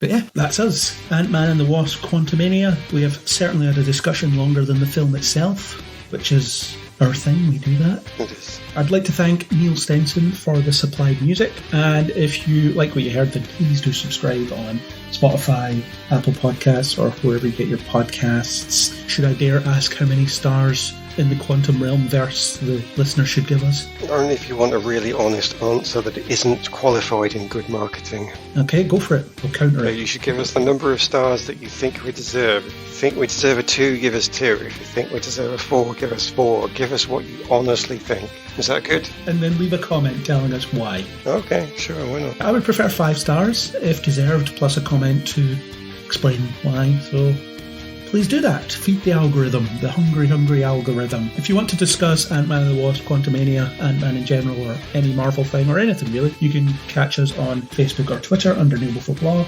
or leave us a comment on kneelbeforeblog.co.uk. And as always, we hope you'll join us next time on Kneel Before Pod.